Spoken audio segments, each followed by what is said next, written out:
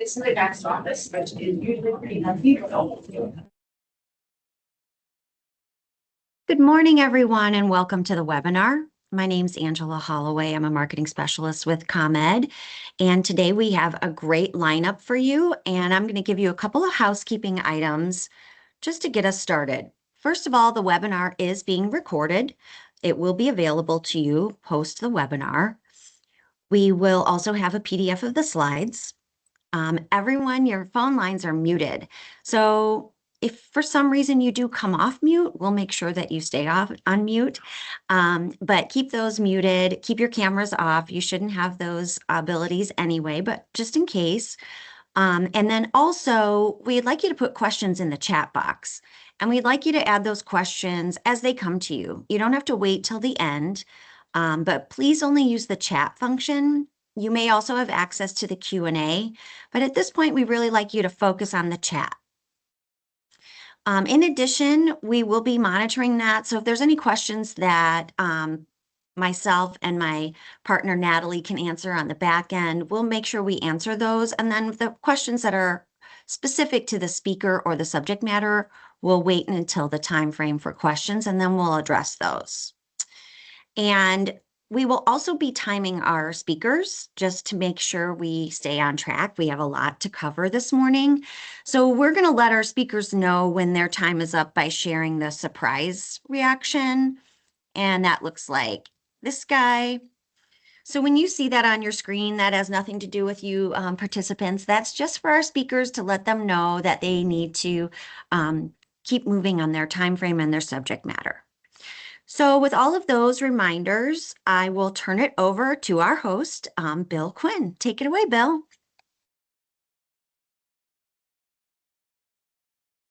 Thanks, Angela. Getting off camera here. And thank you to everyone that has joined today's meeting and being here with us.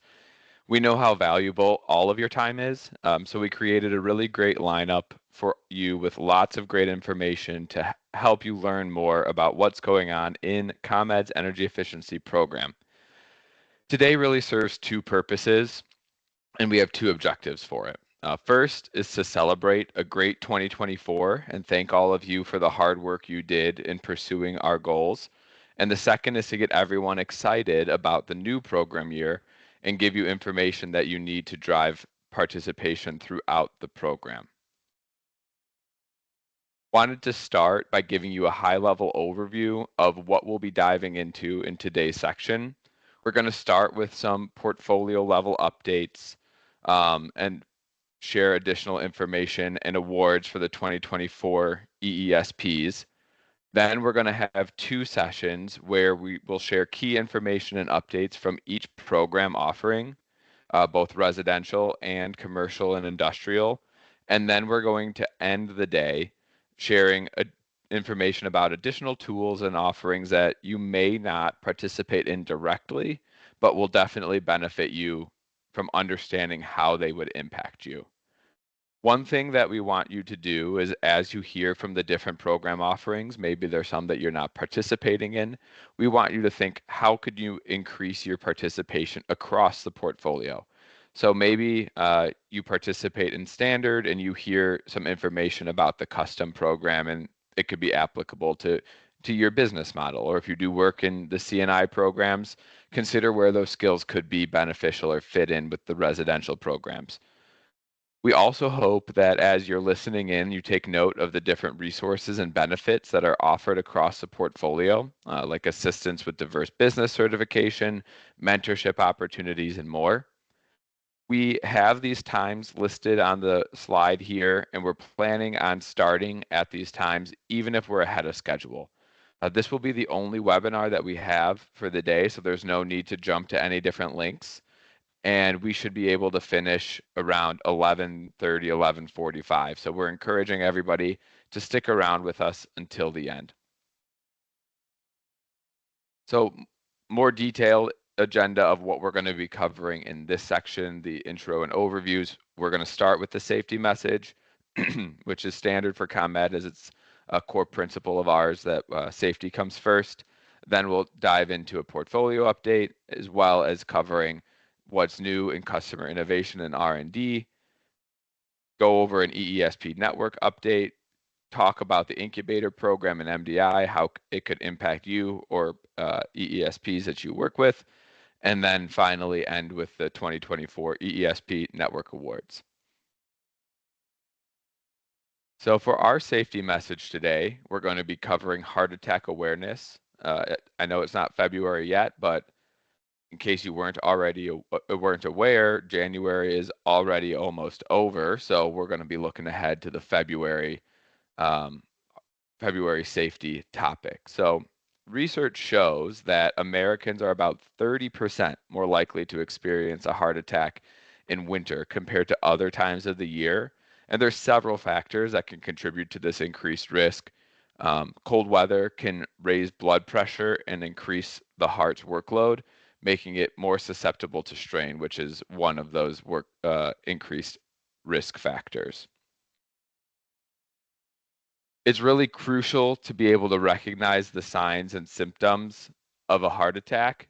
And common symptoms include chest pain or discomfort, shortness of breath, pain in the arms, back, neck, jaws, or stomach. And being aware of these symptoms is important because it can significantly improve response time in an emergency, and quick recognition and action in the situation of an emergency can help provide critical and potentially life-saving assistance.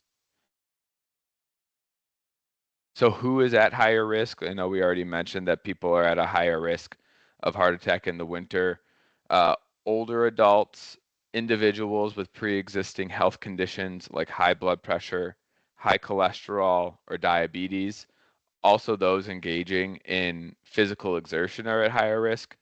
So that's something that you want to be considering, conscious of. If you know anybody that's not typically active and is out there shoveling or is in a higher risk group, make sure they know to take it easy, that the cold weather can drive up that high blood pressure. And then finally, just wanted to provide some tips and support of how to support you during the winter and provide a healthy heart during this message. So encourage you and others to dress warmly and appropriately for any outdoor activities to reduce that heart strain. Make sure that you're completing your regular health checkups, especially if you're someone at a high risk for heart attacks, and then emphasize the importance of not overexerting yourself or others overexerting themselves during physical activities, particularly in the cold weather. We also provided links, and these decks will be shared after the call, where you can find more information about heart health and its importance. That will end the health section, the safety section about heart health, and I'm excited to pass it over to our Director of Clean Energy Solutions at ComEd, Nick Bafalukas, for a portfolio update. Nick? Hey, thanks, Bill. Appreciate that. And good morning, everybody. Thank you for the very informative safety message. As Bill mentioned, my name is Nick Bafalukas, and I'm part of ComEd's larger Clean Energy Solutions group, which focuses significantly on our energy efficiency portfolio. Together with all of you, we're excited to help our customers better manage their energy use through the installation of energy efficiency systems and devices. To start things off today, I'd like to provide a quick update on the portfolio, highlighting our achievements so far and what we all can expect for 2025. Let's move forward one. So for those of you that have been part of the program for multiple years, you'll recall that our collective achievements each year are impressive on their own. But when you look at this slide, what I really like is that it's really inspiring when you view it over time. Just to give you a little bit of the stats on the page, with your help, our energy efficiency portfolio has achieved some remarkable results over these past 15 plus years. Just to call out a few, and the first that I think we're most proud of is that over $10.5 billion in bill savings for our customers occurred through Q3 of last year. We're still crunching the numbers on Q4. And just to put that in perspective, that's up from nearly $9 billion the year prior. So you do some of the math, 15 years, we saw over $1 billion in just a year alone added to it. The other piece that we're particularly proud of is that over $2.2 billion in incentives were issued And those incentives went to over 8.5, were distributed over 8.5 million rebates to customers. And that's very much, both of these are with your all's help. And when you look at this from a kind of impacts to society and to our environment, we've calculated that over 68 billion pounds of avoided CO2 emissions have resulted from all of this work. And if you're like me, I like to think about things like, well, what does that mean from cars perspective, since I'm a bit of a car guy. Based on our math, that's equivalent to taking about 2/3 of the cars in Illinois off the road for a year. Just to put that in perspective, it's pretty impressive. So we, while we celebrate all of our accomplishments with you all today, we want to really focus on the work ahead. There's plenty to do, and I want to touch on a few of them for today's discussion. So thanks for that, Bill. Our plan for 2025 is ambitious as ever.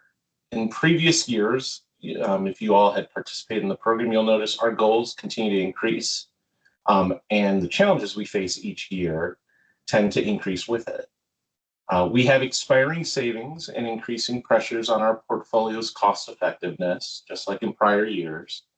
And as in prior years, that's led us to shift away from certain measures, such as lighting, and we focus on newer, longer life measures, which you'll see many of the speakers today are specifically focusing on to bring your attention to. With that, there's several things that remain the same from prior years. So let me call out a few. First, we're going to continue to focus on serving our income eligible communities while also building awareness of ComEd's other financial assistance programs. This is core to the values we have as a company. We are really pushing bill assistance for our customers. The other is that we're going to continue to pursue our 5% electrification savings goal. And doing so, ensure that we do so equitably, targeting at least 25% of our income eligible savings towards this goal. And at the same time, we'll continue to serve our business and public sector customers by equitably maintaining our focus on underserved communities. So for those that have been in the program now a couple of years as part of this current plan cycle, a lot of this I know will sound familiar. What we want everyone to focus on is that we really want to double down on these this year. It's the last year of this current plan cycle. The other piece, and you'll hear a little bit about this during today's presentation as well, we're really going to be pushing our market development initiative, which last year completed its inaugural year. If you don't know what it is, the initiative aims to help introduce new training and support services to help yourselves and folks like you gain a better understanding of the skills needed to participate in our programs across the entire portfolio. And this is alongside our long-standing commitment to promote diversity among partners in the field. So with folks like you, we maintain our target of 100 million in spend with certified diverse business partners. So if we wrap up and move forward, just one more. A little bit of a teaser on what you're going to hear today. You'll learn about each of the programs that are listed here, and in particular, what's changed from the prior year. For those of you that are new to the network, we've organized today's agenda based on the type of customer served. So we'll talk about residential customers and the programs geared towards them. Similarly, we'll focus on commercial industrial for the programs geared towards them. And for this year, we decided to have a dedicated section on the tools that we have available to all of you and to our customers to help you identify leads for projects. Essentially, those things on the right help funnel work into the middle and the far left columns. So before I hand things off to our next presenter, I want to express my heartfelt thanks again to all of you, not just for joining us today, but for your commitment to serving our customers and contributing to a cleaner and greener planet. Without all of you, we can't make this happen, so thank you. With that, Bill, I'll hand it back to you. Thanks so much, Nick. Really impressive numbers that everyone on this call has helped achieve. 10.5 billion in bill savings for our customers, and that 68 billion pounds of CO2 reduction really stand out. And if that MDI blurb teaser caught your attention, we'll be speaking more in depth on that later in this call. Really excited now to hand over the presentation to Stephen to cover customer innovation and research and development updates. So Stephen, if you're ready, go ahead and jump on. Great. Thank you, Bill. Good morning, everyone. I'm Stephen Labarge with ComEd Customer Innovation and Energy Efficiency R&D. Jump to the next slide here. Yeah, so what does our team do? Just to give you kind of a quick overview here, our team is tasked with exploring new emerging energy efficiency opportunities to bring to our customers. This involves identifying, testing, validating, and integrating both new technologies, as well as evaluating new program strategies and concepts for the clean energy solutions portfolio. While my team is focused primarily on energy efficiency, we also work with other teams to pursue innovations in these areas, such as demand response, distributed energy resources, as well as other opportunities like advancing building codes and standards. To achieve these goals, we regularly partner with program ICs and service providers. We host a website, which I'll show in a following slide, that contains an ongoing and open portal for submissions of new ideas and concepts for us to partner on, and we invite those interested to reach out to us. Our team will also post solicitations such as RFPs and RFIs for specific areas of interest. And if you want to jump to the next slide. What do these projects look like? Well, here's a list of just a sample of the currently active projects our team is working on. You'll see on the residential side, we're exploring electrification technologies with a big emphasis around heat pump opportunities. And as part of these efforts, we're also funding research around understanding the associated bill impacts to customers. So when switching from gas to high efficiency electric heating, we want to ensure we are promoting solutions that work for them financially as well as save them energy. On the C&I side, we're also exploring heat pump opportunities through in-field demonstrations, as you see some of the photos there on the right. We also look to address other challenges on the horizon, such as future transitions to low global warming potential or low GWP refrigerants, and for industrial customers as well, where we have a specific focus on the next generation of industrial efficiency, and we're evaluating a few different optimization systems with very large potential savings impacts. Again, these are just a sample of the projects our team is currently working on, but it goes to show kind of the breadth of the different opportunities that we can pursue. If you jump to the next slide. So how do you get involved? Well, the easiest way is to reach out via our website at innovate.comed.com. Here's where we maintain information about our active projects, as well as results from our completed projects, and most importantly, host the portal for new idea submission. This portal is our direct link between our team and ICs, service providers, vendors, manufacturers, really anyone is open and can submit these ideas. And we encourage anyone who has an idea to bring energy innovations to our customers to submit it through this portal to pursue potential funding and partnership opportunities there. Every idea that is received through this portal is reviewed by our team, and all pilots that we ultimately move forward with must go through this process. So it's really just a great place to get started. We strongly encourage those viewing this presentation to visit the site and sign up, not only for the submission portal, but also for updates, including things like upcoming RFIs and RFPs. Those will be posted and released here as well. Thank you all for your time, and we look forward to hearing from you soon. I'll pass it back over to Bill.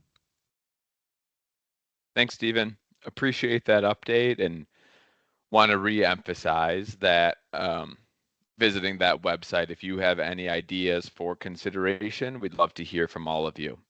We're going to move into the EESP network updates that I will be covering. So just a quick overview of the purpose of the EESP network and some key statistics here. EESP network initiative kicked off in 2018 with the goal to identify areas of improvement in our network processes and procedures that would help make all of your lives easier and support the participation in the ComEd Energy Efficiency Program. Many of you have experienced the outcomes of those efforts that have resulted in changes such as a single portfolio-wide EESP application, co-branded identifier cards, and consistent marketing rules, just to name a few. And for an overview, EESPs, ComEd EESPs, are contractors, distributors, and engineering or design firms who have been trained on the processes and procedures of the ComEd Energy Efficiency Program and help ComEd customers implement the energy efficiency improvements and offer program incentives, discounts, and rebates. We have over 600 EESPs, with 70% participating in the standard small business, instant discount, custom, and multifamily energy savings offerings. And we have 142 EESP incubator alumni, which will also be covered in more details later in this presentation. Now, when we talk about what resources and support are available for you as an EESP, we help support your participation and engagement through streamlined processes where we have implemented those single applications and agreements across all programs. We have resources available for working in the ComEd EE program, set up feedback loops like network-wide surveys and hosting roundtables, and then we have a place that you're easily able to access those resources linked on the slide, which will be shared, as I mentioned before, and on ComEd.com, or through your program offering implementing contractor. We also want to support the increasing network diversity and supporting diverse contractors via the incubator program and market development initiative. We have a strong commitment to enhancing that opportunity to participate in the EE programs and partner with a variety of community-based organizations to help that come true. And as I've alluded to a couple times now, we'll be covering that in more details. As I mentioned in the previous slide, we do have an annual survey to gather that feedback and set up a feedback loop. And the annual survey for 2024 was issued in the summer, and out of 717 emails were sent out, 115 people responded, leading to a response rate of almost 24%, which is the highest that we've had in the years that we've been conducting the survey. Our satisfaction went up 6% to 78% overall, and we're happy to share that we saw concerns around marketing materials, application process, and payment time, and received positive feedback around the work that we've done in those areas. So we look forward to continuing that improvement in 2025. Now, covering more of what benefits are available to you as service providers, we want to make sure that we're able to drive business growth through leveraging those program incentives to lower customer costs. We want to make sure that you have that streamlined application process to be able to submit projects and incentive applications on behalf of the customers, and then with customer authorization, be able to receive those incentive payments directly. We also want to be able to help you enhance your market presence by marketing yourself as a ComEd energy efficiency service provider and be able to get listed on the EESP directory. It also comes with the benefit of professional development by receiving invitations to exclusive trainings and network events and staying informed with the network newsletters featuring very important updates. You're able to increase your program participation by participating in the annual survey to help shape the energy efficiency programs, and then also you're able to become eligible for the EESP awards, which is what we will be unveiling for 2024 later in this call. So to be able to get access to the network benefits made available at the discretion of the offerings, some of those examples include the marketing materials and co-branded cards. You're able to receive invitations to the roundtable, get that training, provide your feedback, continuous feedback loop, and more. So a lot of really great benefits to everybody on the call for participating in the EESP network. So now we're really excited about all of the benefits that you have in the EESP network. How do I apply if you haven't already? If you're on this call, most of you have already applied, but if in case you're wondering, you all need to complete the application to be able to join a new offerings network. So to complete the application, you go to the link that's listed here and then send the application into join EESP network at ComEd.com. Most networks have an open enrollment, allowing you to apply and be accepted at any time if you complete or if you meet the requirements.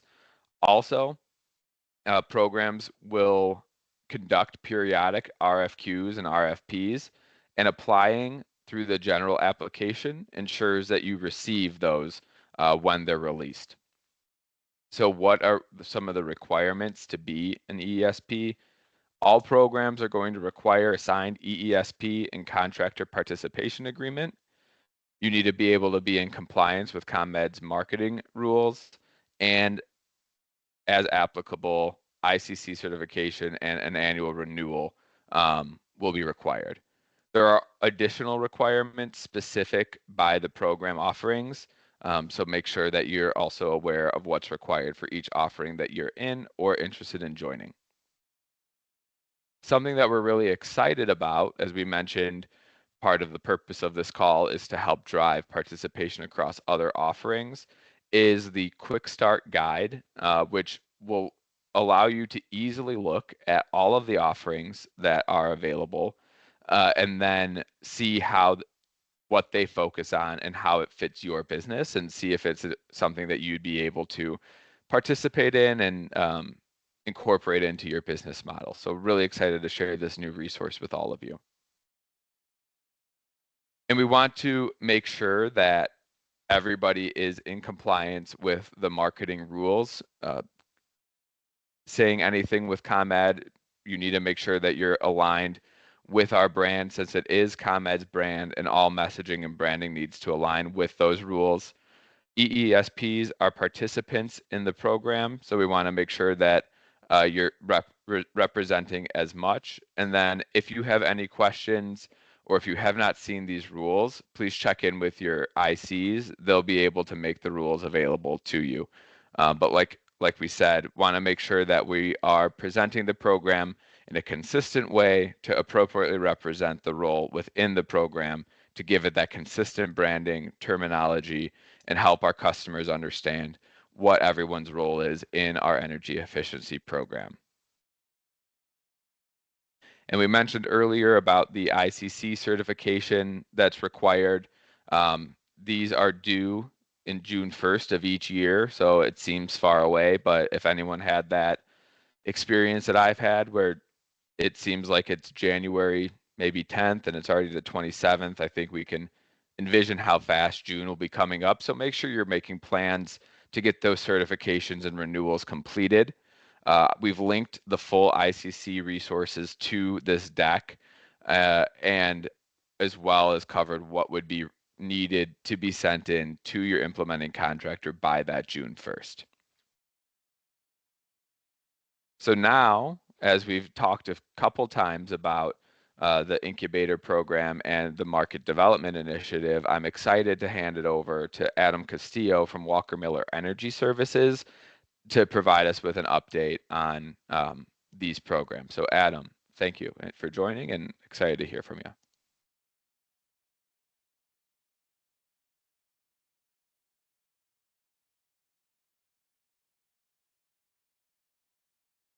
We can't hear you yet, Adam. You're on mute, yeah.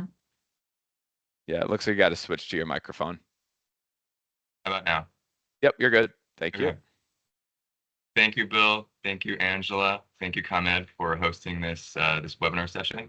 And thank you all EESPs for being here. My name is Adam Castillo. I'm the program manager for the ComEd Incubator Program.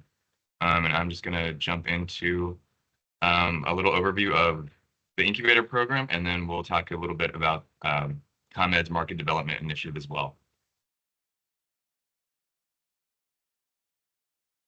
So a lot of you on this call are familiar with the Incubator Program, or at least I would hope so. If you're not, just giving a quick overview here.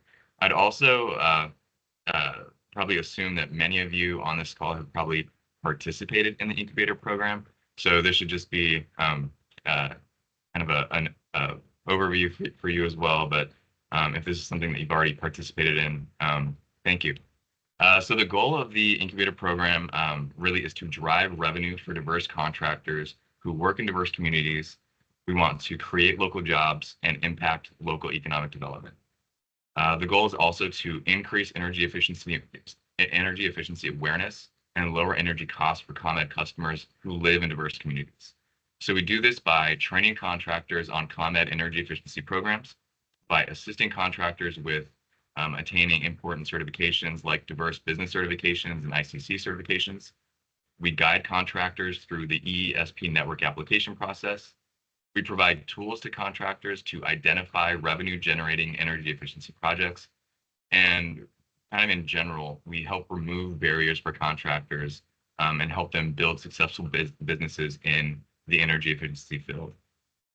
Lastly, we do want to help you make connections and build relationships with other contractors going through similar programs and get you connected with IC representatives and the staff at ComEd as well, just to help you on your journey through the energy efficiency space.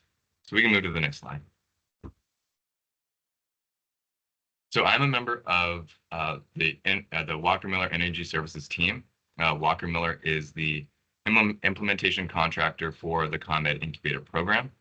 This is our team here with myself, Brittany Harris, Veronica Lucetti, and Alexis Tate.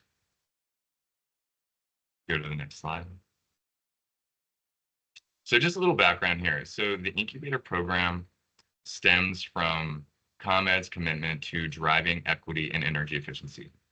Statistically, diverse contractors live, work, and hire in diverse communities.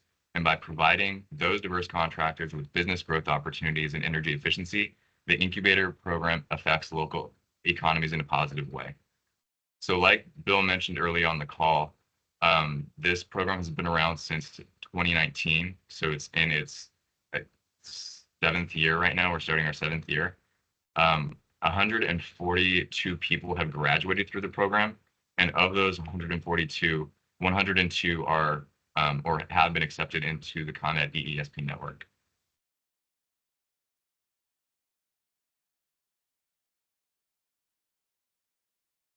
So who can participate in the incubator program?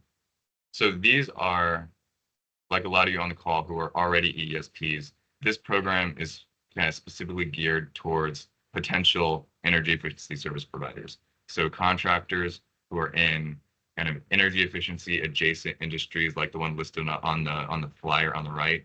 So compressed air, electrical, general contracting, HVAC, refrigeration, and weatherization.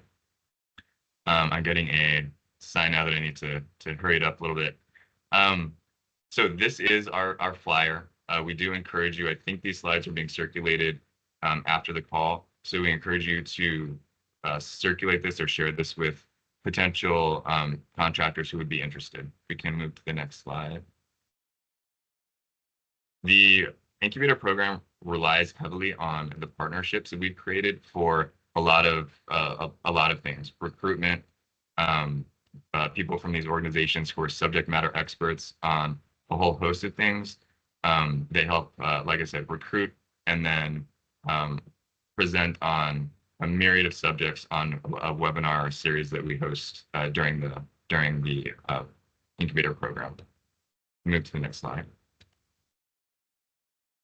Another component of the incubator program is a mentorship portion, which is conducted in the fall. And the goal of that is to pair people going through the incubator program with successful, kind of seasoned EESPs, again, to help them navigate the EESP network and provide them answers, tools to help them be successful as EESPs. Go to the next slide. We also have an advisory council, again, made up of industry professionals and EESPs. We do meet quarterly. Currently have 5 members. Some of the topics that we cover are the mentorship program and the structure and improvement. effective strategies to break into EE through ComEd, program recruitment strategies, and suggestions for program curriculum. This is just a very high level kind of schedule of what the 2025 program year is going to look like. So the first part of the year is we focus on assessing business strengths and gaps, facilitating trainings on ComEd's portfolio offerings, and providing assistance with those certifications that I mentioned before. So diverse business enterprise certifications and ICC certifications. The second half of the year, we get into mentorship. We assist prospective EESPs with the EESP network application. And then we give them just extra one-on-one support as needed. I know this was teased a lot earlier, but we're jumping into ComEd's market development initiative right now. The goal of this, as stated on this slide, is to increase contracting opportunities for diverse businesses and community partners by building their capacity to participate with ComEd in or through ComEd's EE portfolio. There are 4 areas of focus. Today, for the purpose of this conversation, we're going to focus on 2. So training and development and resources for service providers. And I'm going to, I think we can jump to the next slide. So resources for service providers. So this is very similar to the offerings that we give through the incubator program. However, this is open to prospective EESPs and also existing current EESPs. So I think that's important for you all on this call, that we set this part of the program up to assist you. There's been a lot of conversations about EESPs or service providers who might not be as engaged, or who might still need kind of help acclimating to the program. That's what we're here for. We want to provide you resources, you tools to be successful. So if there's any gaps that you might have, please reach out to our team. Please apply. There's a QR code here on this slide where you can go fill out an interest form. We'll get in touch with you and see how we can help. But listed here on the right of this slide are things that we can help with, including certification support, business planning, marketing and branding assistance, and then also there's also strategies for selling and marketing yourself as an energy efficiency professional in the field. I am going to, so that's it with me. I'm going to transition over to my colleague Jamie to talk about the workforce development program.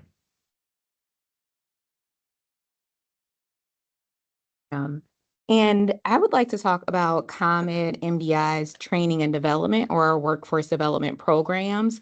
We have 2 offerings that may be of interest to you.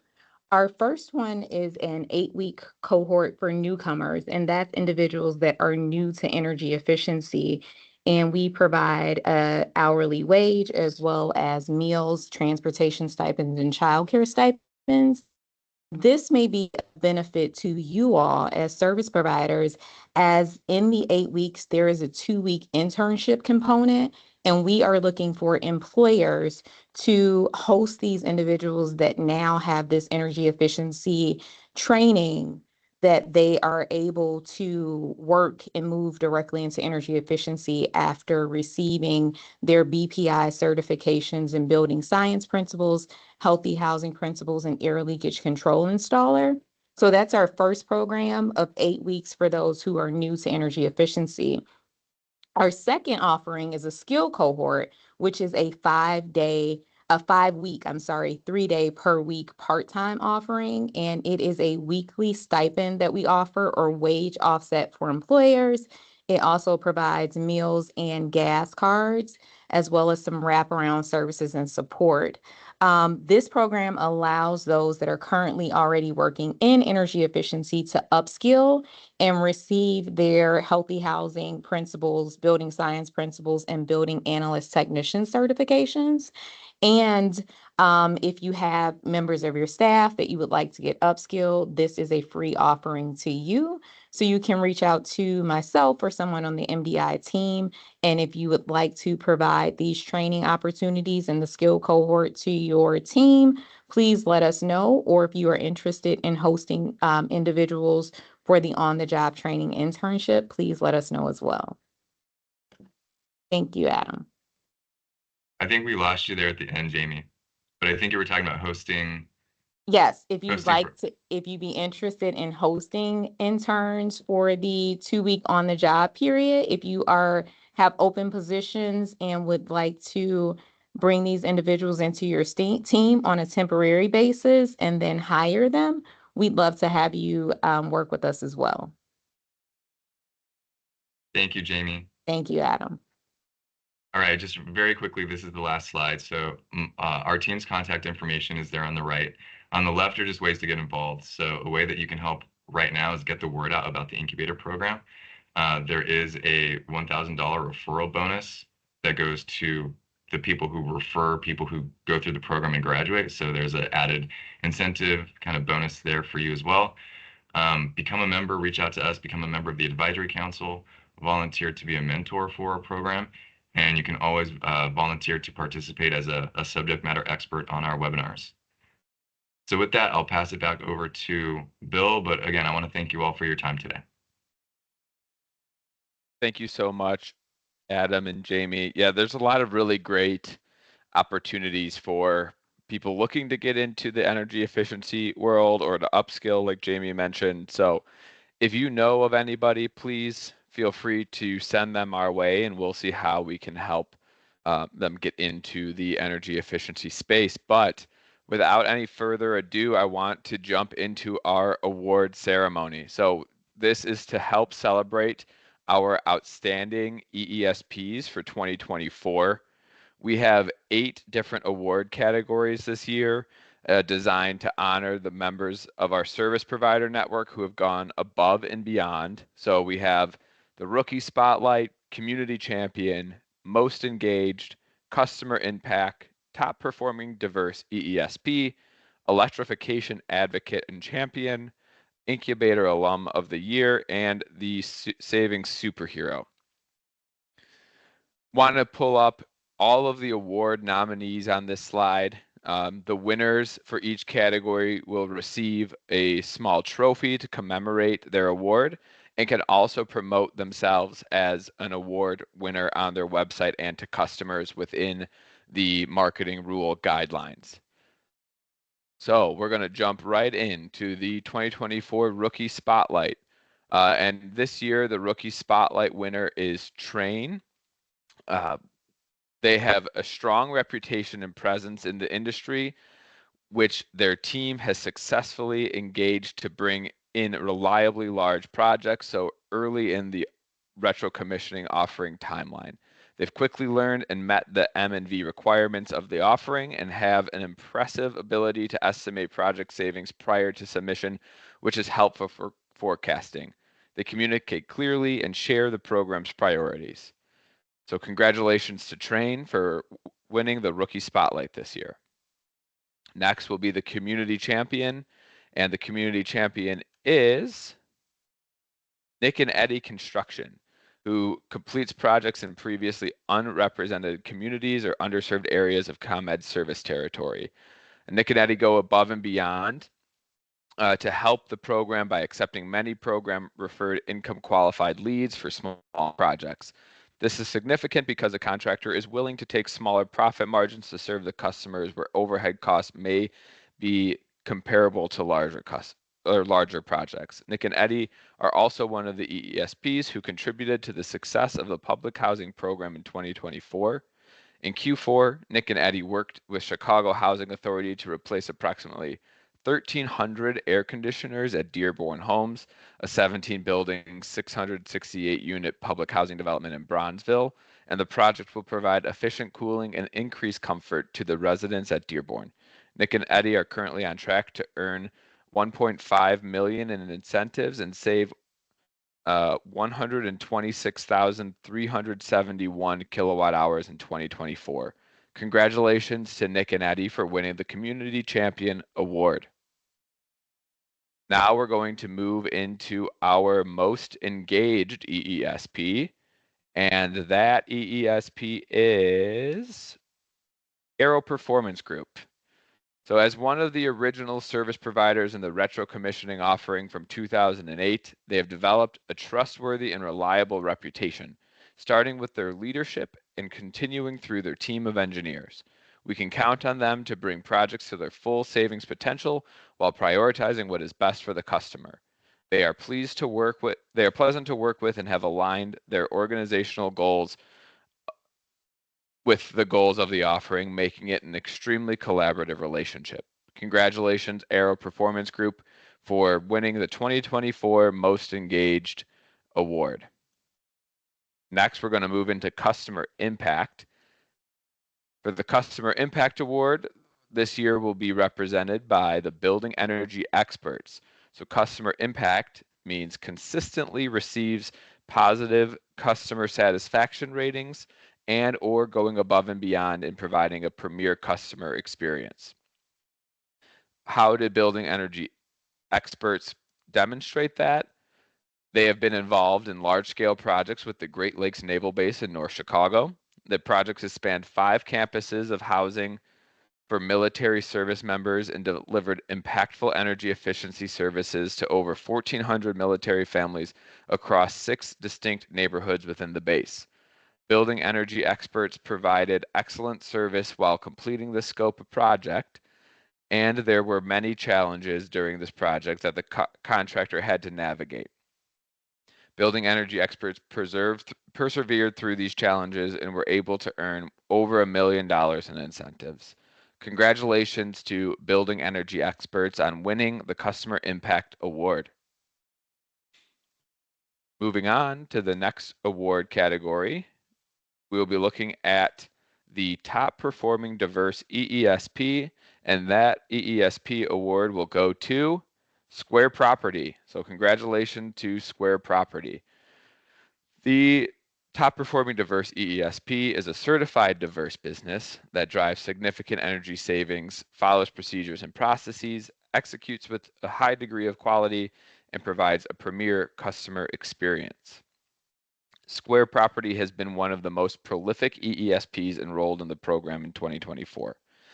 They earned the distinction of being the EESP with the highest kilowatt hour savings this year, and impressively did so while delivering paperwork with high quality standards. Square Property is consistently aligned with the program guidelines, and this attention to detail has resulted in faster than average times in starting and completing projects while minimizing delays and other issues. Square Property delivers high level commitment to the program and their customers. We believe that their success in 2024 will continue in 2025, and to date, Square Property has earned over $5 million in incentives and saved 418,000 kilowatt hours. Congratulations, Square Property. The electrification champion of the year will be Temperature Equipment Corporation, TEC. The electrification champion award is for an EESP that drives adoption of electrification measures through education and advising customers on the benefits of electrification, selling or distributing and or installing electrification measures. TEC's volume of sales of the program eligible heat pumps into the ComEd market is what separates them from the rest. Year to date, TEC has sold and reported to the program 2,267 heat pumps, converting both air source heat pumps and mini split heat pumps. The electrification savings generated from the above output is over 23 million net kilowatt hours to date. TEC has led the home heating and cooling charge for heat pump installs in the ComEd territory. After speaking with operations manager Jim Ottman, they do not see themselves slowing down in the coming months and years, and attribute the rising heat pump sales to program incentives and raised level of awareness in the market as to the value of heat pumps. So congratulations to Temperature Equipment Corporation, TEC. Next, the Incubator Alum of the Year goes to Alpha Electric Services, LLC. Michael Buffington is the owner of Alpha Electric Services and has been in the business for 4 years and serves the greater Chicago area. Buffington entered the EESP incubator to further his business savviness and long-term success in the energy industry. With perfect attendance, he has participated in the EESP network and entered the MDI EESP focus area, taking advantage of almost every aspect of the program. He successfully passed a BPI self-study exam, received one-to-one mentorship, and attended Mark Jewell selling energy training. Michael Buffington wants to utilize the EESP network to provide services to various types of customers while extending his skill set within the trade. Congratulations to Michael Buffington and Alpha Electric Services LLC. And finally, last but definitely not least, is our Saving Superhero Award. And this year, the Saving Superhero is RPM Energy Solutions. Congratulations to RPM. They are the service provider who contributed the most kilowatt hour savings across the entire portfolio. This year, they saved a total of 2.6 million gross kilowatt hours across multiple offerings. RPM continues to provide responsible energy solutions through well thought out strategies and deliver quality projects for customer satisfaction. With RPM Energy Solutions dedicated to providing energy savings to its customers throughout the ComEd standard offering, we look forward to even higher levels of success in 2025.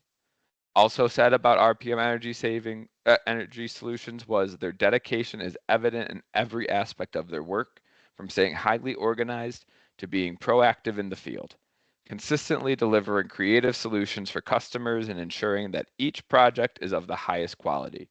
RPM's team goes above and beyond to make a real difference, and their contributions have made a substantial impact on the growth and success of the program. So I want to take a second here to say thank you to all of the EESP award winners for the impact that they had on the program and for going above and beyond. Really appreciate all of their support in driving ComEd's energy efficiency goals. Thank you so much for all that you do. And as mentioned, all of the award winners will be receiving a plaque and will also be able to market themselves as an 2024 EESP award winner. We are now wrapped up with that intro and an award segment of the webinar. So we're going to go ahead and jump into the 2025 EESP Kickoff residential offerings. A few reminders that were shared at the beginning of the call, some housekeeping is that this is going to be a recorded session, which will be made available on the ComEd website. We're also going to share the presentations following the webinar. Everyone that is not a presenter is in listen-only mode and cannot come off mute or onto camera. And please enter your questions into the chat. As time allows, we will have some space to answer questions, or we will ensure that you get your questions answered via email after the call if we don't have time. So what are the residential offerings that we're going to be covering? We're going to be covering the home energy savings offering, multifamily energy savings, whole home electric, and home heating and cooling. Also want to take this moment to again remind everybody of the network application and general requirements. If you hear of an offering that you're not enrolled in, you're going to need to apply with an EESP application and send that application into the email listed here. We also have listed the different requirements for all programs and then outline what are other requirements that may be specified by your offering. So as you listen to the different offerings, please make sure that you're applying to enroll and that you meet the requirements. First, we're going to hear from Liz Connolly and Scott Gross about the home energy savings offering. So Liz, if you're ready, feel free. Yes, good morning, everyone. My name is Liz Connolly. I'm a senior program manager at ComEd with the Home Energy Savings Offering. And I'll be joined this morning by Scott Gross from Resource Innovations. He's the service provider network and Principal Delivery Manager. Next slide, please. I'd like to begin the presentation this morning saying a thank you to the service providers who are currently supporting the home energy savings offering, including the 2 who were just recognized during the awards ceremony.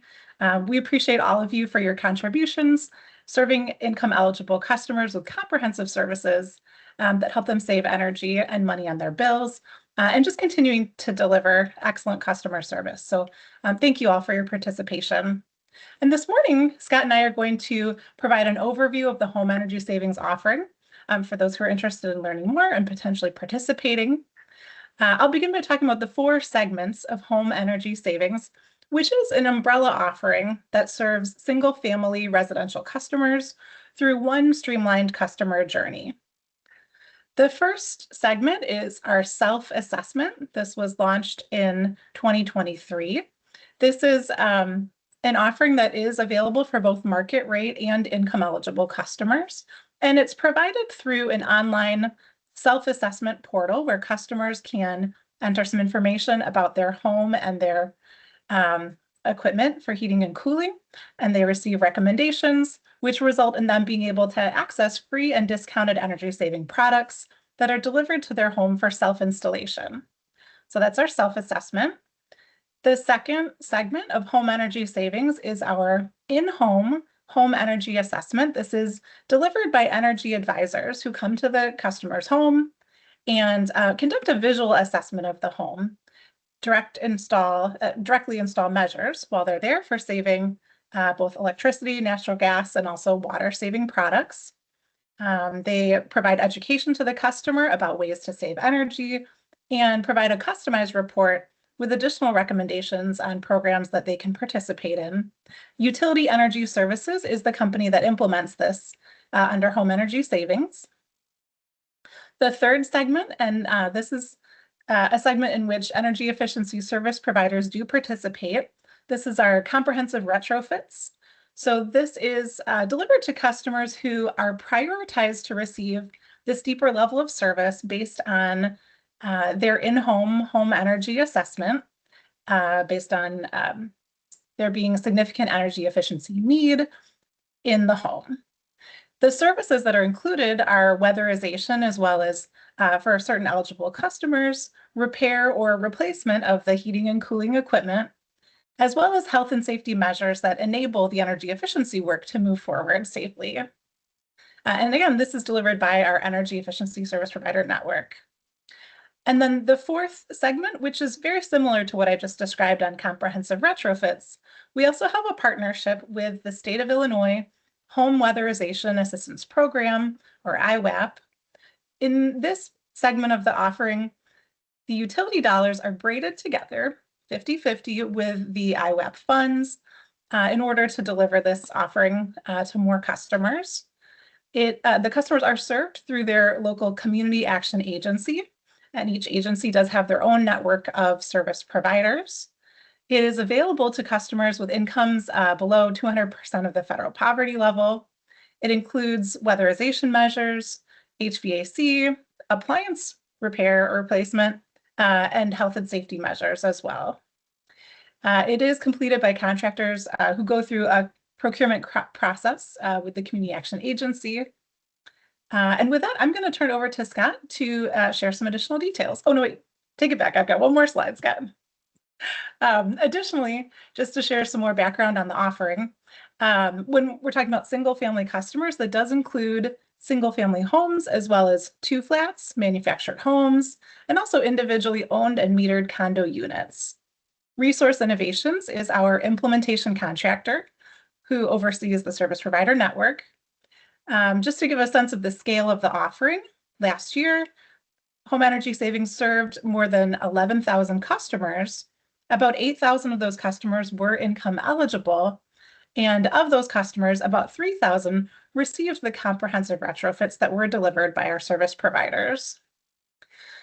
Within both the comprehensive retrofit and the work with IWAP, those projects are 100% funded by the utilities and our partners. There is no copay from the customer. And the average retrofit project typically is around $10,000 on average.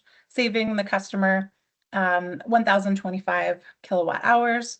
IWEP projects are typically about double that size, $25,000 of incentives and $3,400 kilowatt hours saved on average.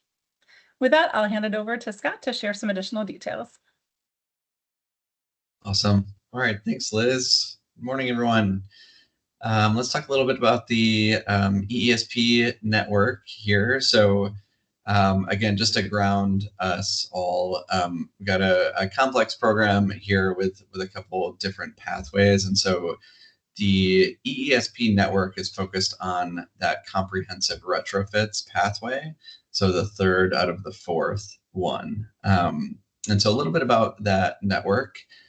We have a small but mighty closed network. So we do, as needed, offer request for qualifications if we're looking to add contractors. We require a few things. First is a BPI certification. So we're looking for BPI certified weatherization contractors. That's really sort of the bread and butter of our retrofits offering is air sealing and insulation. So we do require the building analyst technician and professional certification from BPI. We also require ICC certification, which you've heard about and probably most offerings will require.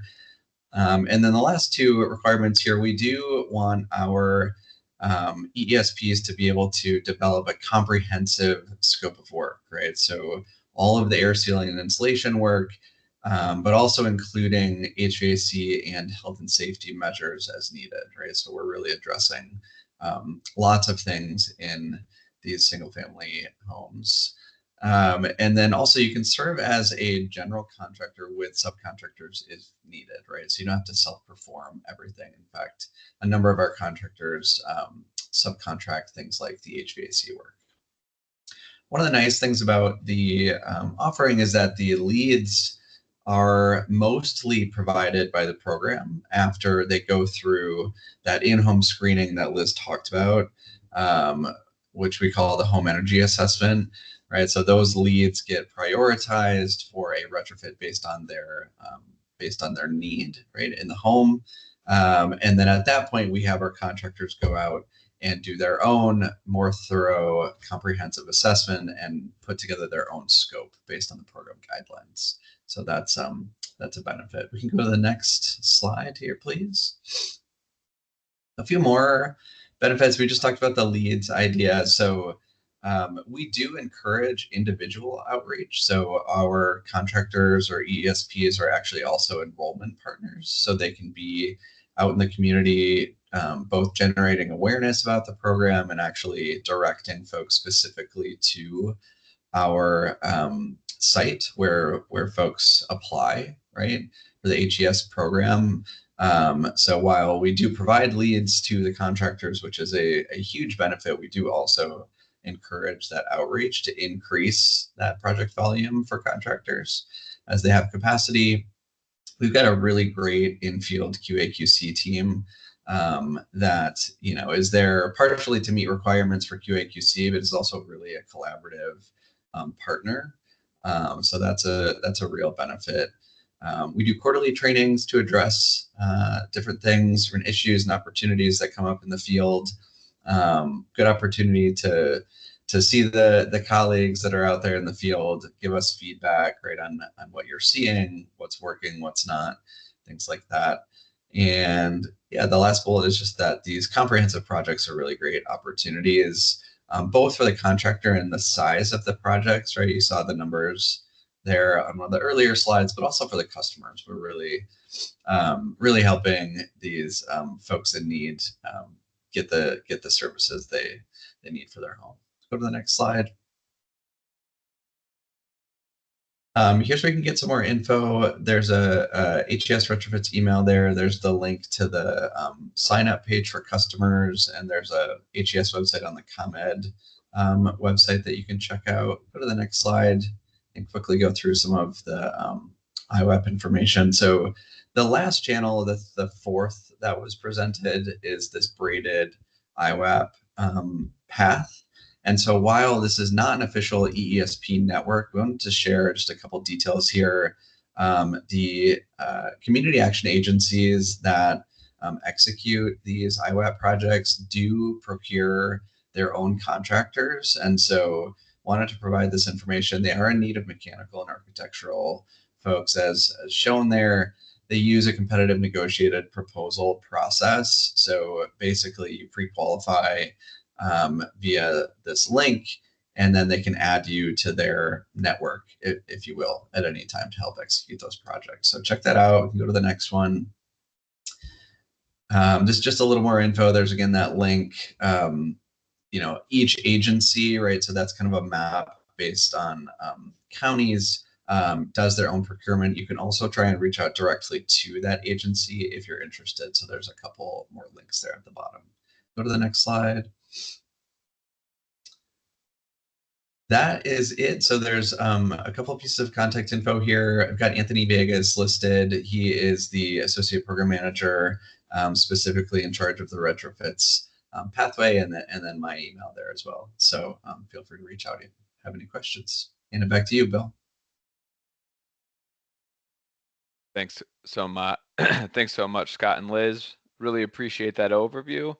We're going to keep moving right on through, trying to catch up on some time here. So Dave, for the multifamily energy savings offering, will help introduce the program presented today by Catherine Hart. So Dave, if you're ready, feel free.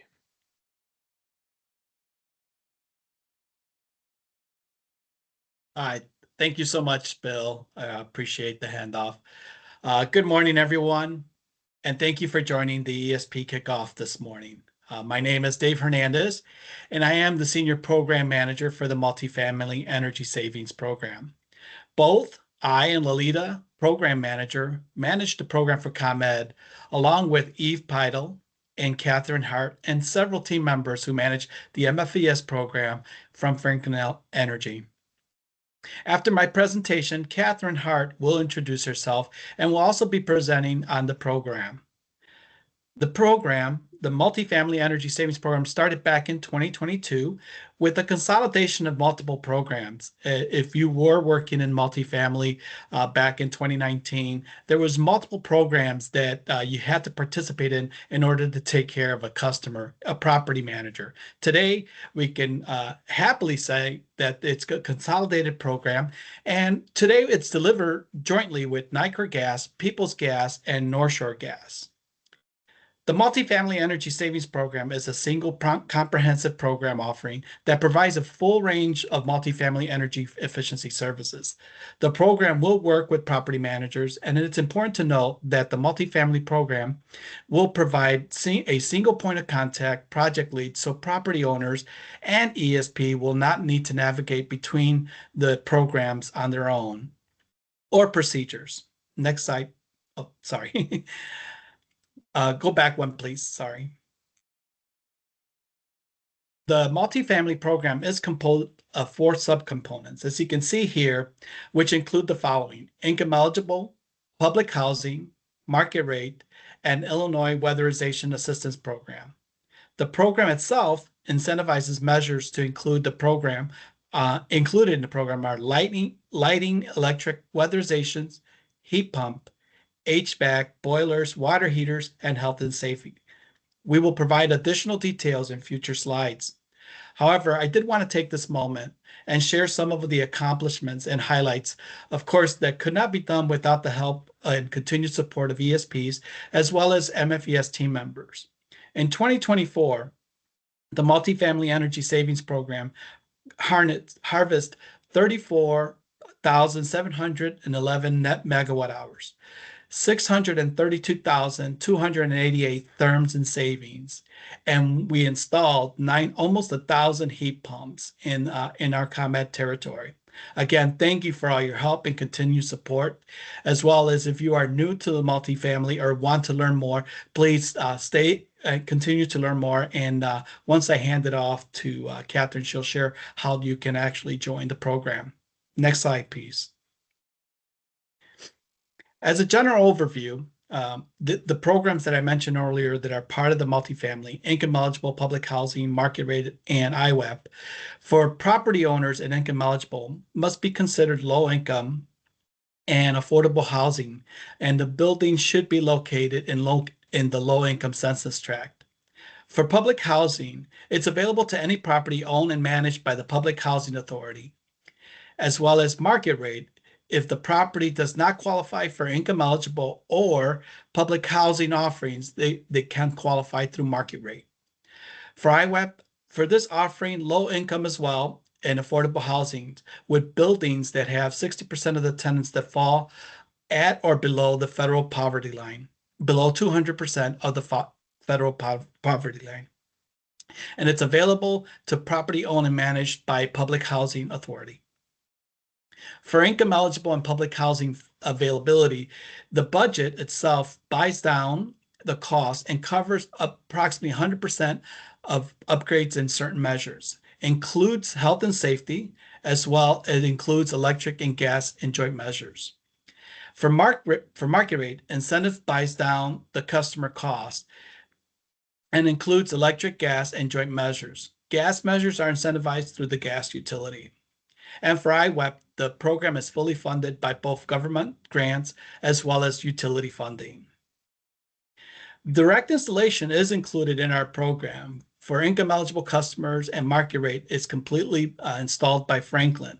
For IWEP, the installations are completed by energy service providers and partner directly with the community action agencies as a comprehensive energy retrofits.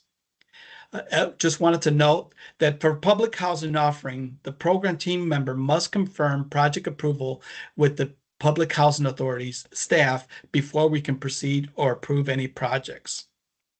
Now I'd like to hand it over to Catherine from Franklin Energy, who will continue with the presentation and share more about the program. Thank you. Thank you so much, Dave. Good morning, everybody. I'm going to spend the next couple minutes going over 2025 incentive updates, as well as more information on how to join the multifamily network. So in 2025, we did have a few incentive amount changes to lighting, pipe installation, steam trap testing, in-unit and common area programmable thermostats, as well as a overhaul to our health and safety application, which has been custom for the past 3 years. And we have made it primarily prescriptive with a few custom measures.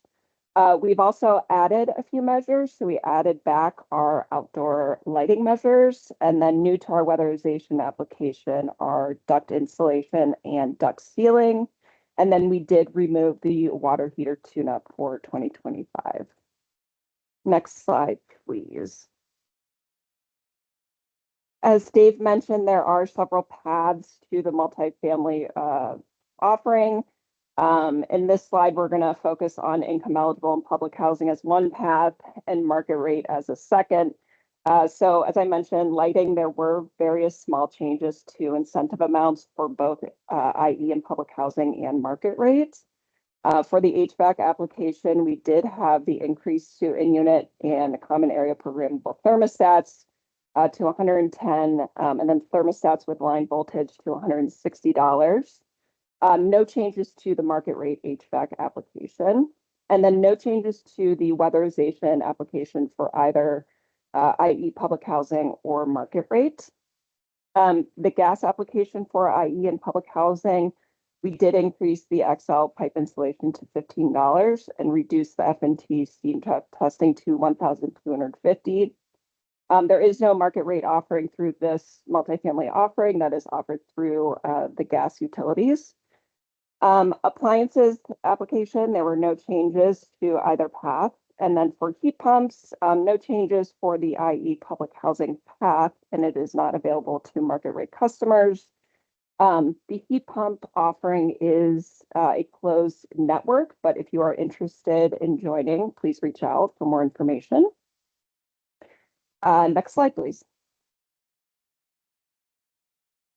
So this is a closed network with ongoing registration throughout the year. We are always accepting experienced weatherization, HVAC, and lighting EESPs. We do require BPI certification for weatherization EESPs and ICC certification for any electric EESPs. Projects through this offering are generated by both our EESP network and program-driven leads. Next slide, please. And if you're interested in joining, please reach out. We're going to send you a participation application that will ask that you complete and sign, send a certificate of insurance and then also register with the ICC by June 1st, 2025. Similar to the HES program, there is a separate IWAP onboarding process. So you'll want to complete pre-qualification, define your service territory, and then sign a contract with the agencies in your territory that you can provide services to. And that list of CAAs is on ComEd's website. Next slide, please. Some of the benefits include incentive payments that are now available through ACH, online applications. It does say anticipated launch in Q1. It is now available, which is very, very exciting. We do send out monthly snapshots. We do quarterly webinars and trainings, as well as roundtable discussions and in-person networking events and survey questionnaires. So plenty of options to provide feedback about the program, which is really great. We do have project lead support from inception to completion, regular email updates, and QA/QC coaching.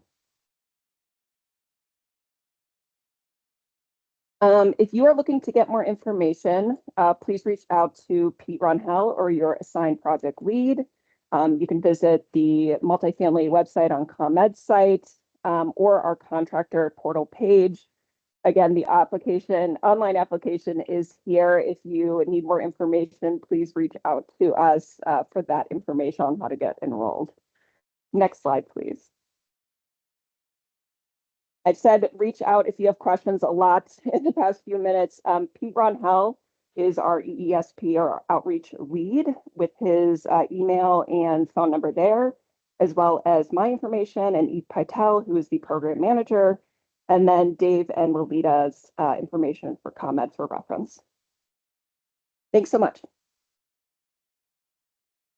Thank you, Catherine and Dave, for providing that overview. We're now going to transition into the whole home electric offering with Emily and Mary giving us an overview. Emily? Thank you, Bill. Good morning, everybody. I'm Emily Hill, the Senior Energy Efficiency Program Manager for the Whole Home Electric offering. And so I'll tell you a little bit about the program today. And I'll also be joined by Mary Johnson from Resource Innovations to provide further detail. Next slide. So the Whole Home Electric program is geared towards residential income eligible single family and multifamily property types. So it's an income eligible only program. And the focus really is fuel switching. So we're converting fossil fueled appliances and heating and cooling systems to efficient electric appliances and systems. And so some measures include heat pumps, hybrid heat pumps, which is a new measure in 2025, heat pump water heaters, induction cooktops, heat pump clothes dryers, electric panel upgrades, and weatherization is included if the home or building has not been previously weatherized. And upgrades are completely covered for single family customers, and tenants in multifamily properties also do not have to pay for this program. However, the building owner or the property owner may be assessed a copay for certain measures. Again, the program is implemented by Resource Innovations, and we'll hear from Mary shortly. And so just some 2024 highlights: about 7,000 net megawatt hours of savings can be attributed to upgrades in 116 single family homes and 239 multifamily tenant units. Next slide. So once again, this is an income eligible program for single family and multifamily property types, as well as buildings that are owned or managed by public housing authorities. And there is an enhanced customer screening process to ensure positive bill savings and overall customer eligibility. So that means that the customer must have a positive impact on their overall utility bills in order to move forward in the program. They must experience a reduction in their utility bill costs. And we're focusing on identifying customers who have previously been served with weatherization for the program. And once again, there's a new hybrid heat pump measure in 2025. And that's all from me. I'll hand it over now to Mary to get into the EESP network details. Thanks, Emily.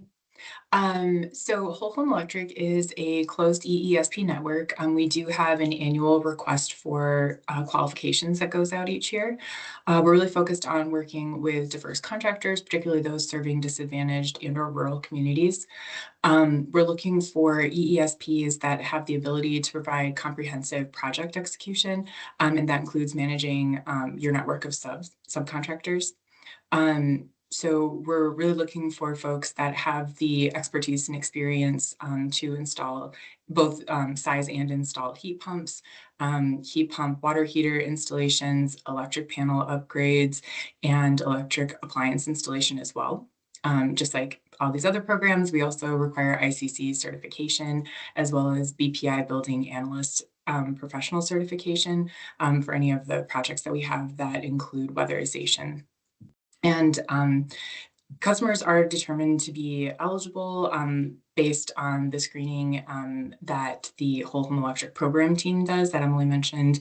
We're making sure that customers are being screened to make sure that their projects meet program criteria, and particularly that they qualify with those positive bill impacts for the year as well. So all of that is determined before we pass leads on to our contractors.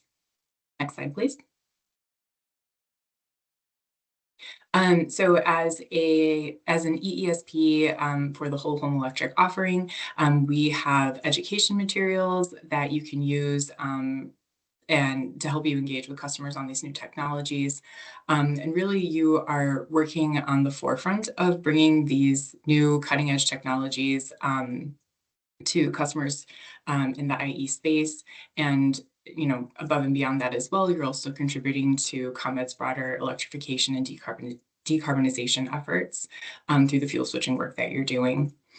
We offer trainings every year. We have onboarding for any of our new EESPs. We hold an annual program kickoff each year, and we also offer in-person technical trainings as well. We offer support for customer outreach and liaisoning with those customers. We generate leads. The program itself generates leads. So we will be finding those and assigning those out. We also offer outreach and technical support, and really, really, really value the feedback that you all have to offer. You're the ones that are in customers' homes, dealing with them and up close and personal and getting feedback. So we definitely want to hear that. We offer roundtables and surveys, and generally speaking, have open lines of communication to make sure that we are supporting you and getting the feedback that you have from the field. Next slide, please. Great. And so just some contact information up here. Again, Emily Hill is our Senior Program Manager with ComEd. I'm Mary Johnson with Resource Innovations. My contact information is there as well. Scott Yee is the Director for the Resource Innovations team on the program. You can go to comed.com/Whole Home Electric on ComEd's website for more information. And if you're interested in receiving the RFQ or have further follow-up questions, the general email that you can reach out to is wholehomeelectric@resource-innovations.com. Don't forget the hyphen in there. And yeah, please reach out if you have any questions. Thank you so much for your time.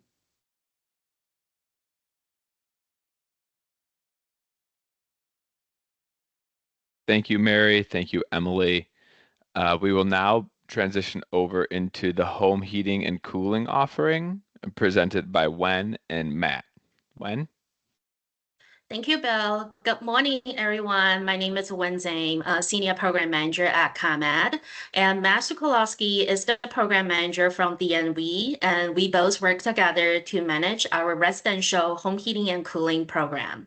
So for this program, we offer both midstream incentives and downstream incentives. And for the midstream component, and we offer instant discounts through participating distributor from participating distributors for new air source heat pumps and mini split heat pumps.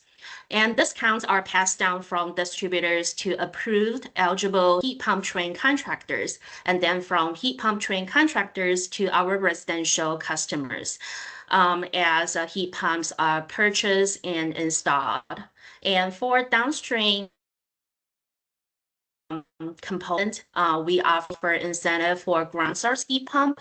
Downstream channel requires pre-applications and final applications for the incentives. And then the customer should utilize an EESP to install the equipment and then receive the incentive. So we have 3 measures and for midstream channel, and we have air source heat pump tier 1, air source heat pump tier 2, and then mini split heat pumps. And then for downstream channel, we have 2 measures, which is a ground source heat pumps whole loop system and also indoor unit replacement. As I mentioned earlier, our implementation contracting company is a DNV, and then it has been a great year for us in 2024. And then we met and exceeded our savings goal. So we have a traditional goal is, traditional saving is 24,493 net gigawatt hours, and then electrification saving is 49,995 net gigawatt hours. And in 2024, we have total of 7,389 heat pump were installed in ComEd service territory. With that, I will pass it to Matt for further information. Excellent. Thank you so much, Wen. Good morning, everyone. Thanks for joining us. Like Wen had touched on, the home heating and cooling program interacts with 3 major players in the network. And the first of those groups being the distributors. In 2025, distributors, just like they have in previous years, are required to sign a 2025 participation agreement. That is the contract for the program and lays out the rules of the road. And it is the top requirement to get in the program. Going into 2024, the program did have a specification update, moving from SEER to SEER 2. We also have EER 2 and HSPF 2 specifications that all program eligible items have to adhere to.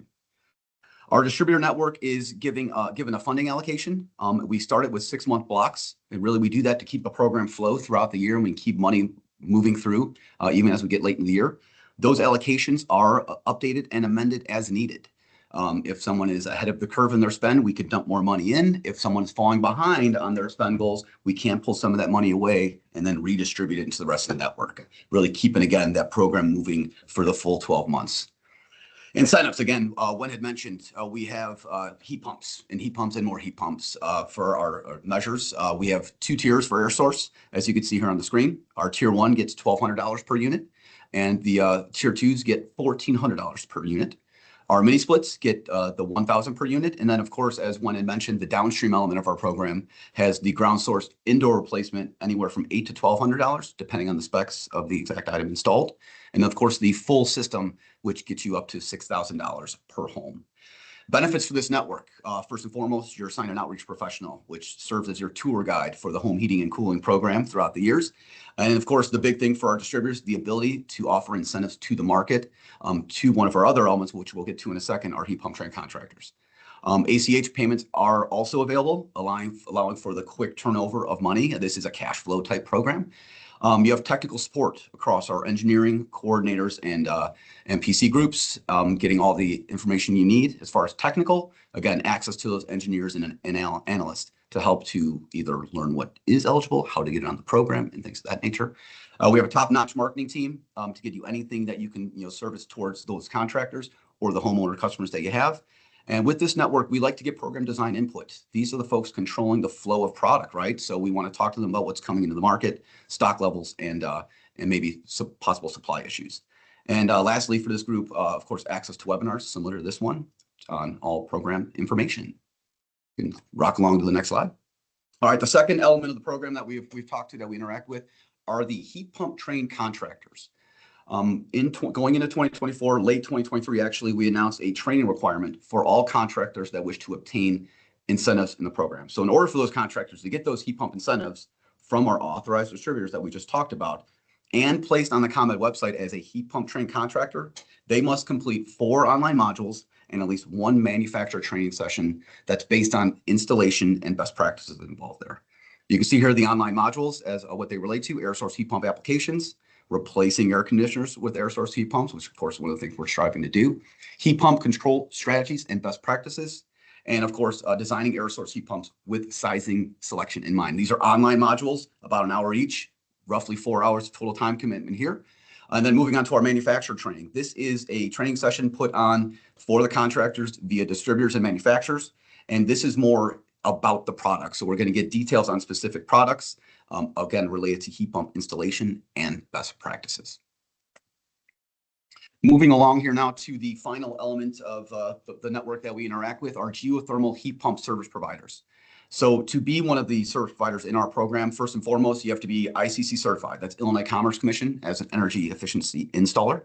You have to have geothermal certification. The 2 that we see primarily in this program are GAIO, the Geothermal Alliance of Illinois, or ICSPA, which is the International Ground Source Heat Pump Association. If we get another one that's equivalent, we will accept that as well. And then the last piece, of course, like I mentioned with our distributor network, they also have a participation agreement, which again, rules of the road, and how to interact with the program. Benefits for this network, of course, trainings. We host their trainings, we attend their trainings, we onboard for the program. This is like one mentioned, there is an application involved, so we show them how to use that. Our team is in the field, so they have access to our team for inspections and various site visits, which we like to do several times a year. Outreach and or technical support from the program team. Like I mentioned, it's the same with those PCs and analysts. We provide all of that for this network. And lastly, again, which is very, very important, this group provides us valuable input on the offering direction and ways we can take it. So here's our some bit of information, some contact info, incentives. You can get there at that top link, of course. The program guides are located on our portal page. You won't be able to log in, but you can get all of the various guides and lists of distributors. The authorized distributors, service providers, and heat pump trained contractors are located on the ComEd website, as you can see in the residential site section. And of course, I'm Matt Sukolowski. That's my contact information. Bill, I noticed you didn't go for pronouncing my last name. That's okay. I won't hold it against you, pal. But thank you, everybody, for your time. That's all we have.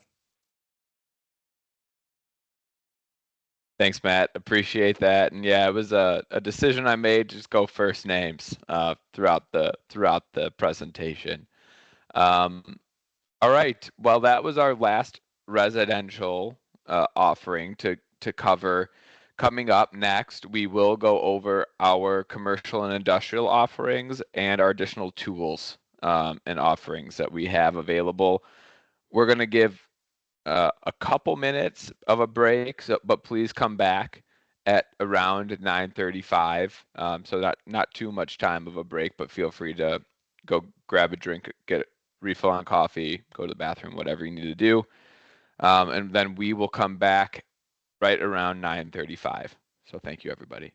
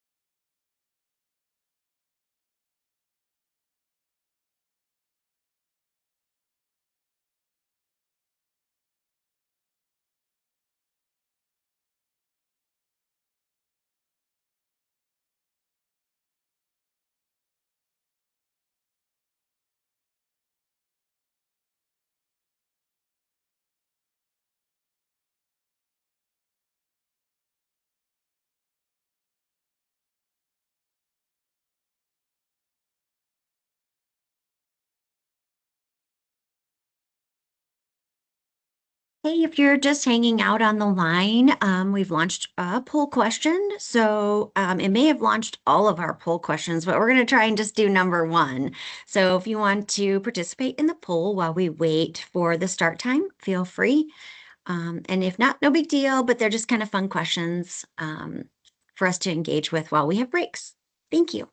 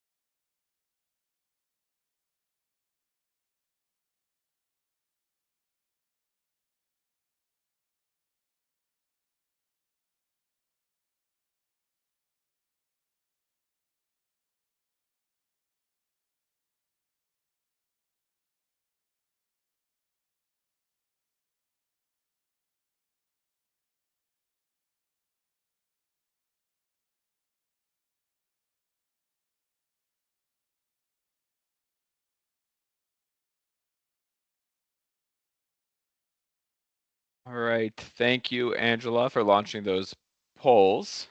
We are going to keep moving along.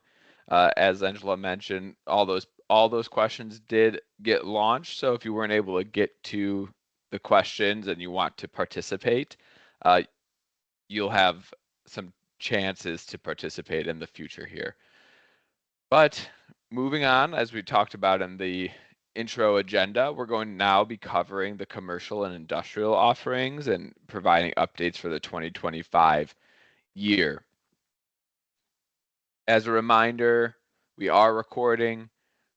The recording and the slides will be made available on ComEd's website after the presentation. Those decks will also be shared. Everyone is on listen-only mode, and you cannot come off mute or on camera unless you're a presenter. And if you have any questions, please enter those questions in the chat. We were running a little bit behind schedule in the residential, so we weren't pausing for 2 minutes for Q&As, but if we see questions come through the chat, we'll be sure to address them, even if we don't do the pauses. If we fall behind schedule again, we'll make sure that the questions are answered as we go. Here's a breakdown of our commercial and industrial offerings that we'll be discussing. We're going to be covering standard, small business, instant discount, Illinois commercial food services, custom, industrial systems, and retro commissioning.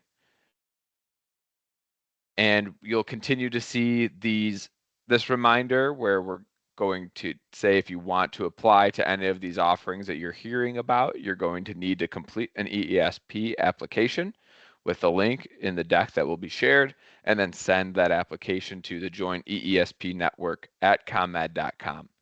We also are including the improper usage of ComEd logos with what is appropriate to use for the logo usage, and then have all of the requirements needed for the programs. So we will now move into the standard offering presented by Matt Worms and Elon Kapadia. Thanks, Bill. Yeah, and good morning, everyone, and welcome to the C&I section. Everyone deserves a pat on the back for sticking around, and appreciate you guys being attentive and everything. My name is Matt Worms. I am the Senior Program Manager for the standard offering.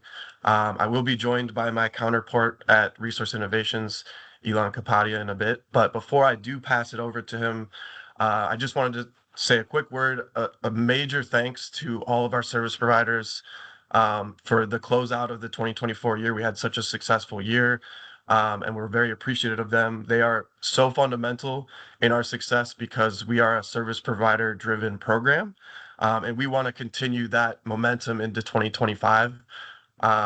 And if you are a service provider that's interested in joining our standard offering, please keep in mind that we really like to design and implement the program based off of direct feedback from our service providers. So we really encourage that participation through our roundtables, our webinars, and just in our one-on-one meetings with our service provider and outreach folks.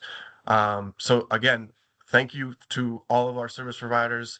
And I will pass it over to Elon for some more details on participating in the standard offering. Thank you. Yeah, thanks, Matt, and good morning, everyone. My name is Elon Kapadia, the program manager for the standard program. Just a quick overview of the standard program. So this is a prescriptive program that offers energy efficiency incentives for commercial, industrial, and public sector customers. There's a ton of different energy efficiency measures that we provide incentives for, including lighting, HVAC, energy management systems, refrigeration, compressed air, and more. As Matt mentioned, we had an excellent 2024 year. We paid out over $55 million in incentives through the program, resulting in over 200 net gigawatt hours in savings. Next slide. So we've got some exciting changes to the program that we're offering in 2025. I'll go over a few of them right now. So we do have some incentive rate changes based on some feedback that we've received from service providers. We're going to go over that in just a couple slides. Additionally, we have some new measures being offered, specifically 2 new measures being offered for the program. Again, we'll go over that in just a couple slides. We do have some exciting additional incentive opportunities for projects to participate in. We have lifted the 90% cap specifically for customers that are in select communities. So this is based on direct feedback we've received from service providers on some of the barriers for these customers in select communities. So that 90% cap is no longer going to be applicable to those customers. We've made some continued improvements in application processing and inspections. This is also direct feedback we've received from service providers that is a pain point. So we're working really hard to make that as smooth a process as possible. One part of that is that we're no longer requiring scope of work documents for submitted measures, with the exception of EMS projects. We've also launched what we're calling full project ownership as a way for service providers to interact with the same project coordinator through the life cycle of the project, as a way to minimize confusion or multiple being reached out to by multiple folks.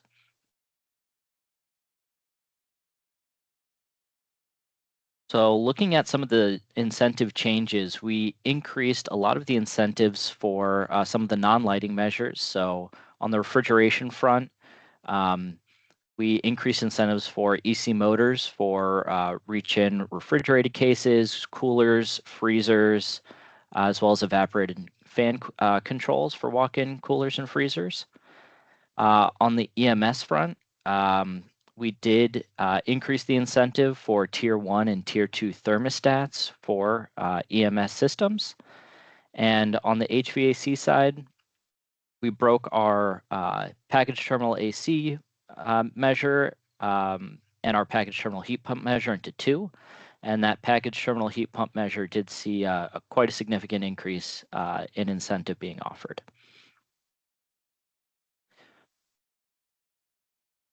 Next slide. We did decrease incentives on one measure, and that is the network lighting control system. So that did decrease from $1.10 per watt reduced to $1. And that's really to better align with some of the other ComEd offerings and make sure that we are aligned as far as incentives go. I did mention we have 2 new measures being added. So one is for computer room AC units, also known as crack units. And then there's another for uninterruptible power supply. That should be launching in February. So very excited for those 2 new measures. Please, if you have any questions about that, please reach out to the outreach representative that you're assigned to. I mentioned that we have some additional project incentives. So these are opportunities for folks to increase the incentive of their project. We do have 3 that are in market. The first one is we're calling the Kickstart incentive. So this is eligible for projects that have submitted a pre-application that ends actually at the end of this month. That pre-application would have to be submitted as a final application by October 31st of this year in order to earn a 20% additional incentive.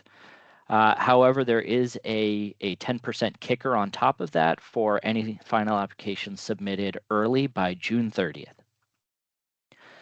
We also have a select communities additional incentive. So this is similar to the one we had last year. I do want to note that the additional incentive actually increased. It was 15% last year. It's now 20%. There's a full list of eligible cities and zip codes on the ComEd website. They have shifted a little bit, so I encourage everyone to familiarize yourself with those communities. And then we have the Made in Illinois bonus. This is a 10% additional incentive for equipment that is at least 50% manufactured or assembled in Illinois. And I want to note that all 3 of these actually can be combined with each other. So if you're checking the boxes for all 3 of these and submitting the early final application, they can be stacked to up to 60% additional incentive. Some program reminders. So for any lighting project, we are requiring DLC 5.1 for fixtures. This is a big one that we see pretty frequently, but want to make sure that everyone is receiving a reservation letter prior to the installation of the project. Otherwise, you may not be eligible for receiving incentives for that project.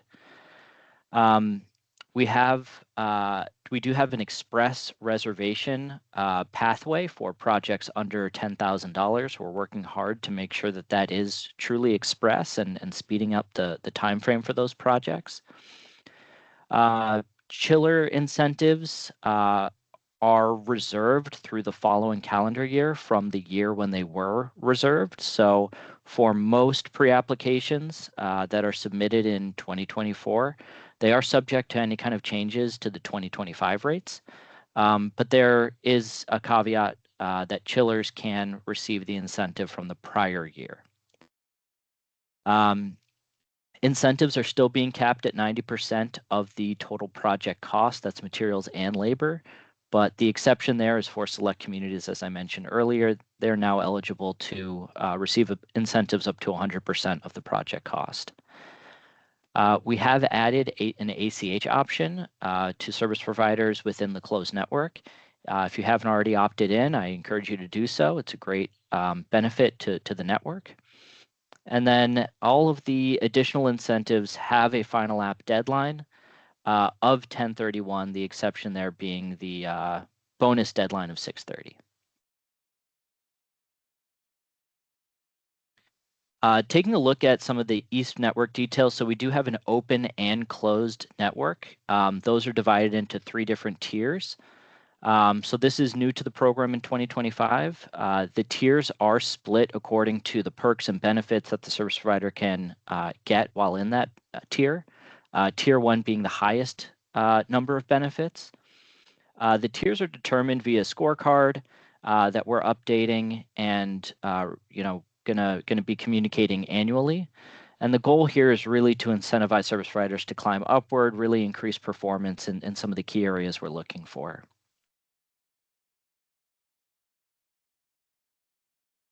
So in the open network, this is really comprised of new contractors that want to be part of the standard network. There is an application that's required.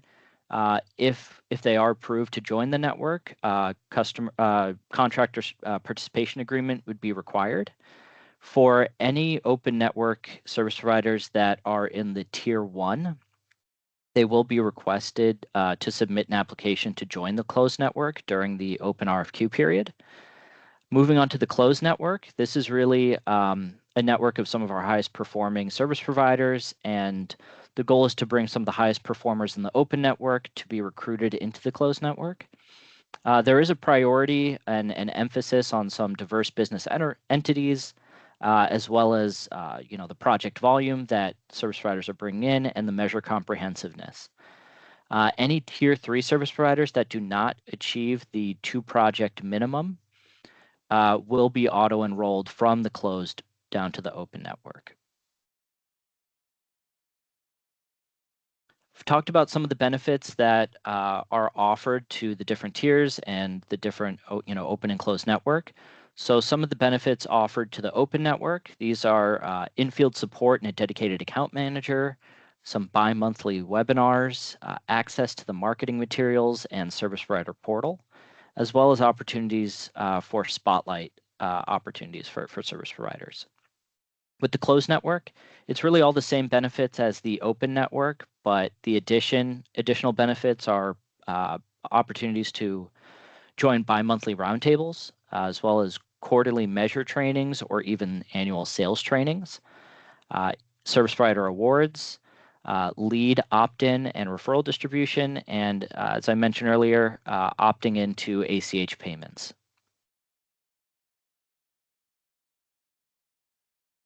So we've got a ton of great information on the website. We do have a new landing page on ComEd website. Encourage everyone to check that out. This will be shared. This deck will be shared with everyone, so you can check on these links. And if you have any questions, you can feel free to reach out to myself or Anthony Romano, who's the outreach manager for the program. Thank you. Elon, Matt, thank you both for providing that overview of the standard offering. Really appreciate the time. We're going to now move on to the small business offering, which will be presented by Catherine and Amelia. Catherine, Amelia, if you're both ready, feel free to jump on. All right. Good morning. Thank you, everybody, for joining us and staying with us. We appreciate it this morning. I'm Catherine Allen. I am the Senior Program Manager for the Small Business Offering, which is entering our 14th year with the Energy Efficiency Program this year. So we're really excited. We had a very successful 2024, and I want to say thank you to all of the service providers who helped us make that a huge success. And today we're going to share some information with you, more information about small biz and our service provider network and how you can apply to participate in that. And I will turn this over to my colleague at Resource Innovations, Amelia Sisk Magdaleno, to share more of our exciting updates. Thank you. Thank you, Catherine. Good morning, everybody. I'll start with a quick offering overview of the small business offering. So our customer eligibility is for customers that are 400 kW or less, both private and public facilities. We serve all different types of building types, so offices, warehouse, small industrial, etc. Basically, you name it. We've processed a project through it in small business, and yeah, our 14 years that Catherine just mentioned. This year, we have a really strong service provider network of 80 service providers. We are a completely closed network, so I'll give some more information later on how you can get involved with the small business offering. But just for the rest of your knowledge, other measure categories that we serve through the small business are lighting controls, HVAC, refrigeration, compressed air, and building envelope, just to name a few.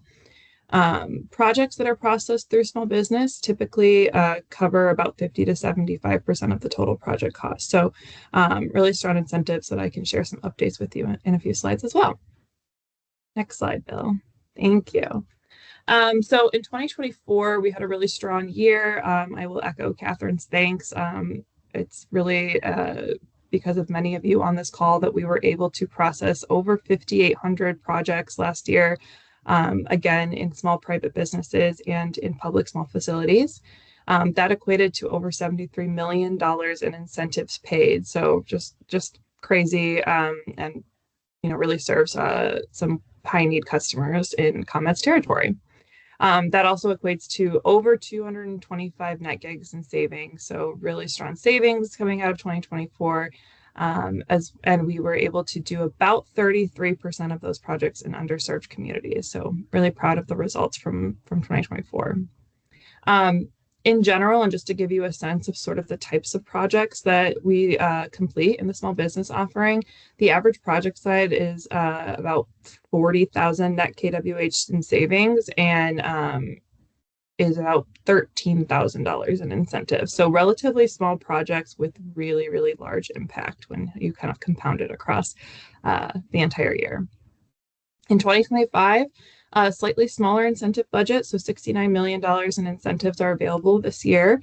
And we are hoping to reach a savings goal of about 208 net gigs. So feeling really confident as we move into the year.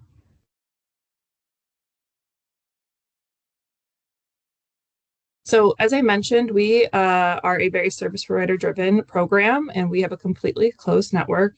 Our service providers are responsible for the initial assessment where they will identify savings opportunities within the facility. Approximately 80% of our projects come directly from our service provider direct outreach and their sales team. So we rely really heavily on sort of the 80 service provider network that we have this year and just sort of on all of your work in general. So that's been a really positive aspect of the program in the last few years. Other things that our service providers are responsible for is all of the paperwork. We do use an online tool called the Mobile Assessment Tool for all of our customer reporting and pre-applications. Additionally, service providers are responsible for all measure installation and then the final app submission, which includes getting a customer sign off and paying out those incentives to the service providers. Support from our team is pretty varied. We offer technology trainings and in-field support all year long. We will assign a specific project coordinator to you to support you with all of your project timelines as well as performance coaching. We offer roundtables and monthly webinars throughout the year to gain your feedback and also just to share program updates, etc. Several customer campaigns, of which I can share a couple that we are working on currently. Diversity certification support for those of you that are diverse owned and kind of interested in learning more about how you can get certified. Additional in-field support from our partners at i3 Energy. We have a very long relationship with two folks there that are really valuable in sort of identifying additional opportunities and helping out at your customer facilities. And then, of course, any customer assessment requests as they come through. So in 2025, we do have some new measures that we are adding to the offering. These are all non-lighting measures, so we're really excited to sort of continue growing in that area. So on the refrigeration side, we have VSDs for condenser fans, floating head pressure controls, both single and multi. And then on the HVAC side, air-cooled chillers and water-cooled chillers are new for small business. So looking forward to seeing the participation there, as well as industrial and commercial air curtains. So if you are participating in small business this year and you have any questions about those new measures, definitely reach out to your project coordinator. Couple other updates in regards to incentives. So we have updated some of our incentive units, particularly for controls measures. So I won't go through all of these on the screen here, but you can see that for about 7 of our lighting controls measures, we've gone ahead and updated the unit from a per unit incentive to a per watt control to align with some of the other program offerings and make it easier for you all that participate across offerings to kind of understand what the incentive difference for your customers might be if it's for a measure that exists across offerings.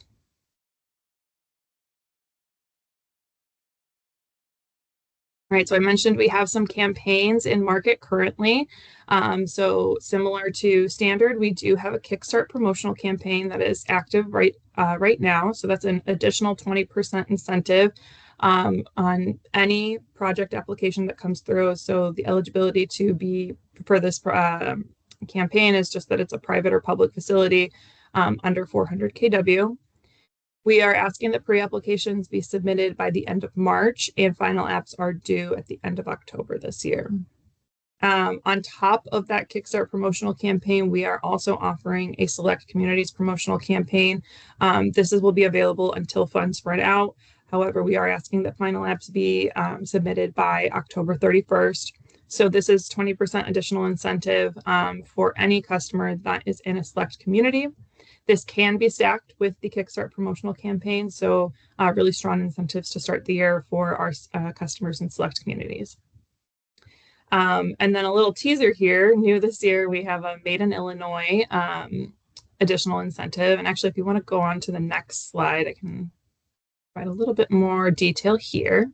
So this is new to small business as of 2025. It is a 10% additional project incentive for products made in Illinois. If you've participated in the standard offering in the past, very similar to any made in Illinois projects that you might have processed through that offering. But just to give you all kind of like an overview of what we're doing in small business, the equipment must be at least 50% manufactured or assembled in Illinois, but that does exclude packaging and installation. So again, product installation is not considered part of the assembly, and we will require an affidavit from the manufacturer so that we can verify that it meets the above criteria. If you have questions here, again, you can always reach out to your project coordinator if you're an existing small business service provider, but you can also refer to the Building Clean database at buildingclean.org to find eligible products and companies to contact for an affidavit. One other important thing to note that while this can be combined with the Kickstart and Select Communities campaign, the additional incentives apply to the qualifying measure, not to the overall project. So that's a little bit different from how we've run campaigns on small business in the past. So that's just one thing to keep in mind as you're working through this particular promotion. So how can you get involved? Like I mentioned, the small business is a completely closed network, but we do put out an RFQ about twice a year. Typically, we've just closed our RFQ at the end of 2024. And usually we have another one either mid-year or again at the end of this year. So we do ask that if you're interested in participating in small business, that you have at least 1 year of successful experience in another energy efficiency program. So that might be standard, it might be otherwise.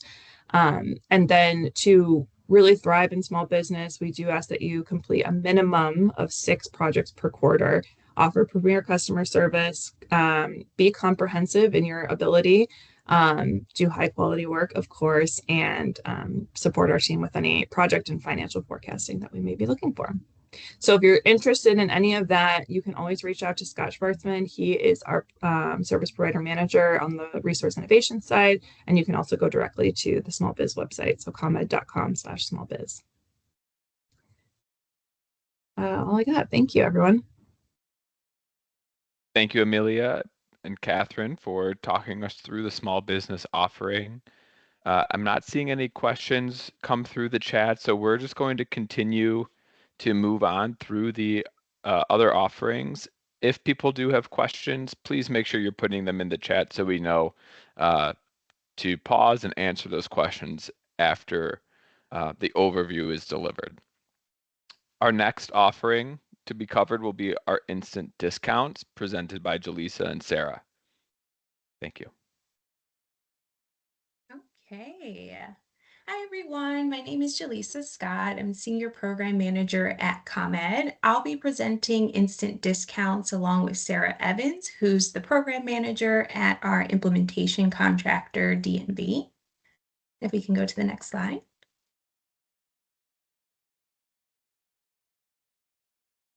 Awesome. So instant discounts is a midstream point of sale offering that targets business customers through distributors. This year, our incentive categories will be lighting, HVAC, and fork trucks. We will continue to offer what we're calling an energy efficiency electrification incentive, also known as EEE, specifically on our fuel switch fork trucks, as well as certain heat pump products in our HVAC measure. EEE savings allow us to claim additional savings and then in turn pass along a higher incentive to our customers on these products. The instant discounts incentive is in fact instant. It's provided at the point of sale by a distributor, and there's no application necessary to access our incentive. Customers can only access the incentive through a participating distributor, and the install location of the purchase must be within the ComEd service territory. We also had a successful year in 2024. We had over 160 participating distributors and were able to pass over 170 gigawatt hours of savings to our customers. Sarah will present more on the measure level detail, but I do want to encourage everyone to check out our offering guides, which you can do at these web links. So we can go to the next slide. Right, so here we'll talk about our distributor network.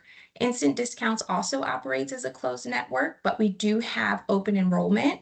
A participation agreement is required to join the network, and then only our enrolled distributors have access to our incentives. Once enrolled in our network, distributors process their payment requests through DMV's midstream portal. And there are a couple requirements distributors must follow to remain compliant within our offering. They must be an authorized distributor of the product. The incentive cannot be applied towards transactions with other distributors. And then distributors, again, must verify that the equipment being purchased is for a ComEd customer. A list of our current 2025 distributors can be found on the ComEd Instant Discount webpage, which you can access again through this link below. So we can go to the next slide. So here we'll highlight some of the benefits of being part of our network. Our Instant Discounts distributors have access to marketing materials upon request. Our implementation team will support various trainings to help support our distributors, such as onboarding for new participants. We also have a program here, Kickoff, to review updates and new incentives. And then we'll also support with hands-on portal training. Each of our distributors is going to be assigned an outreach professional that they can contact directly with questions. And then they also have access to a responsive implementation team that can support with any admin or technical questions that may come up regarding the offering. Similar to other offerings, our distributors are key and are invited to provide input on offering design and products through roundtables that we have throughout the year, surveys, and webinars. And with that, I'll pass it along to Sarah to go over the incentives. Great, thanks, Jaleesa. Again, I'm Sarah Evans, Program Manager for Instant Discounts with DNV. As you can see here, our updated lighting incentives are listed. What's different for 2025 is we've separated interior and exterior fixtures for separate incentives. We've also increased the limit on DLC fixtures. Last year, the limit was 500. This year, it's 1,000 fixtures per customer account per year. We do have our distributors inform their customers that higher incentives may be offered through standard or small business offerings. On a final note for lighting, new for 2025 Instant Discounts, we have added Type C TLEDs at $10 per lamp. And as we move on to HVAC, another new exciting measure add to Instant Discounts HVAC is variable refrigerant flow heat pumps. VRF systems are categorized based on capacity and whether or not they will have heat recovery. Eligible equipment will need to meet 3 efficiency metrics, IEER, COP, and EER. Following a successful 2024 launch, ID again offers incentives on mini split and air source heat pumps. Heat pumps have a few different buckets. Anything less than 5 tons will mirror the residential home heating and cooling program, allowing for easier and more robust adoption for contractors, as well as a simplification for stocking patterns for our participating distributors. The under 5.4 ton heat pumps will need to meet these listed SEER2, EER2, and HSPF2 metrics. These smaller heat pumps are categorized into 2 buckets. Ducted heat pumps will have 2-tier options, and then the ductless and mixed-use mini splits will just have the 1 tier. We've also increased incentives on heat pumps between 5.4 and 20 tons by 80%, helping to bridge the gap on price between DX cooled equipment and heat pump equipment in this size range. 2 things to note this year for participation is that all non-warehouse facilities that pay into ComEd Energy Efficiency Fund qualify, as do all installation types. Additionally, all projects seeking a total incentive amount of $10,000 or more do need to reach out to their outreach professional with project information and a timeline prior to sale of the equipment. And here on a second HVAC slide, ID continues to offer incentives on rooftop units, but warehouses are excluded. RTUs have 2 tiers of efficiency and are set by the size of the units. Anything less than 5 tons will need to meet the SEER 2 and EAR 2 metrics. Anything greater than 5 tons will need to meet IEAR and EAR metrics. We do have a cap on this equipment of 100 tons. Incentives for package terminal air conditioners and package terminal heat pumps are based around the size of the unit. If it's a PTAC for cooling, then it needs to meet EER metric, but if it's a PTHP for heating, then it needs to meet the EER and COP metrics. A full breakdown of DX cooled rooftop units and their corresponding efficiency requirements and incentive levels per ton can be found on the chart, and this is from our program guide. And last but not least, Instant Discounts has continued to offer incentives for new lithium-ion fork trucks. Eligible equipment must meet OSHA classification 1, 2, or 3. 2025 incentives are the same as last year, ranging from $8,000 to $20,000 per unit for customers switching from fossil fuel to lithium-ion, or $1,700 to $4,000 for those switching from lead acid to lithium-ion. Again, these are maximum amounts for the incentives, as incentives may not exceed 33% of the equipment sell price. All customers are also eligible for a secondary incentive of $500 off the price of a high-frequency battery charger for their new equipment.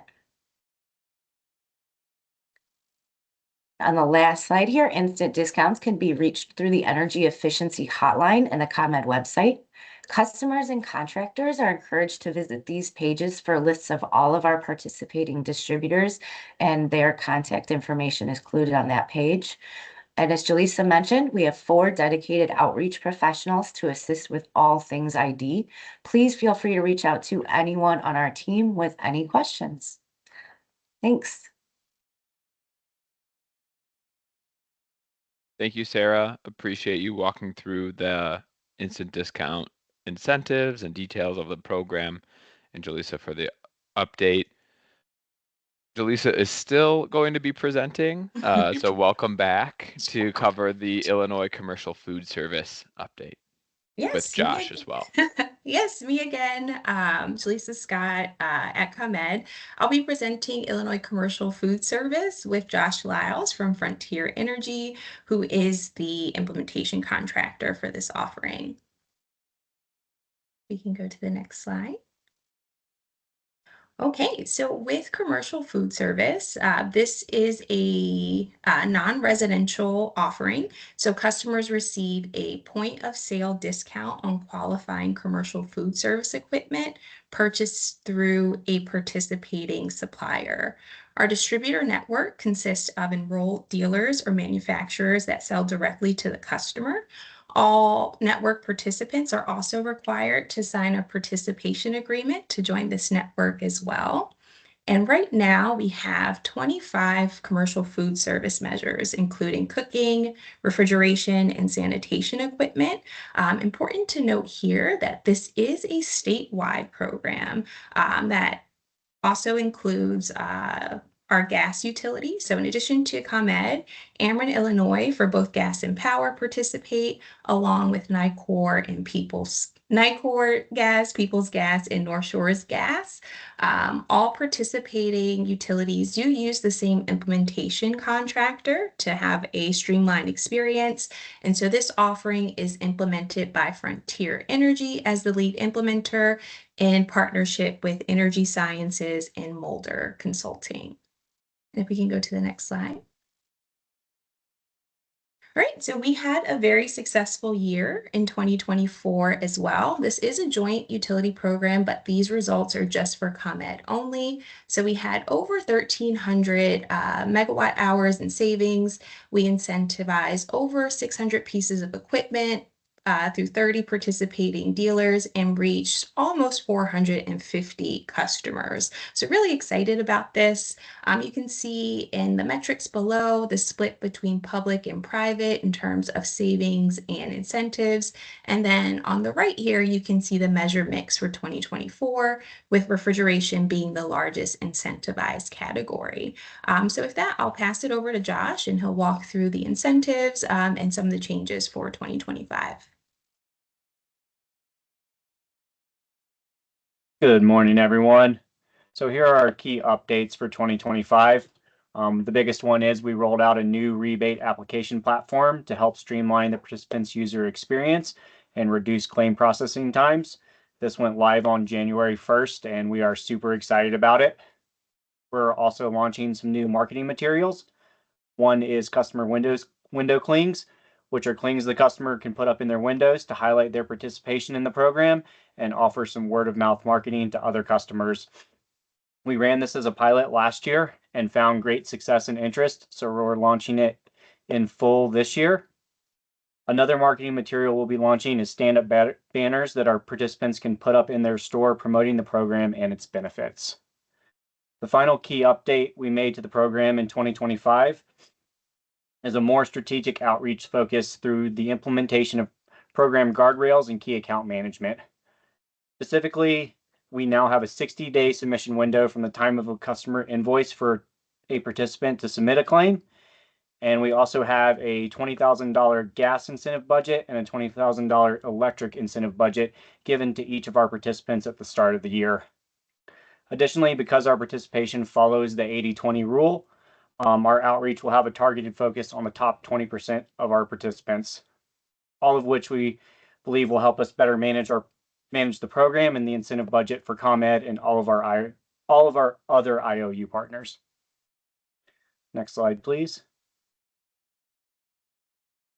So who are our participants in 2024? We had 76 participants enrolled in the program. To enroll in the program, all participants have to sign a participation agreement prior to being able to provide a customer incentive at the point of sale. Breaking this down even further, this equated to 21 local and 55 national participants.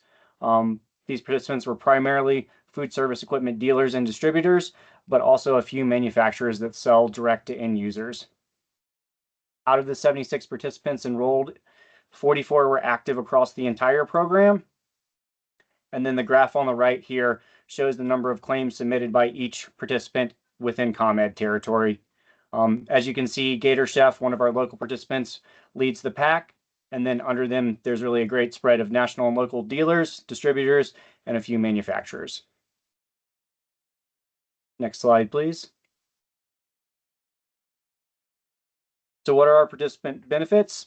Well, the food service equipment industry is known to be skeptical and has a high staffing turnover. So our outreach team really takes a personalized approach when working with our participants.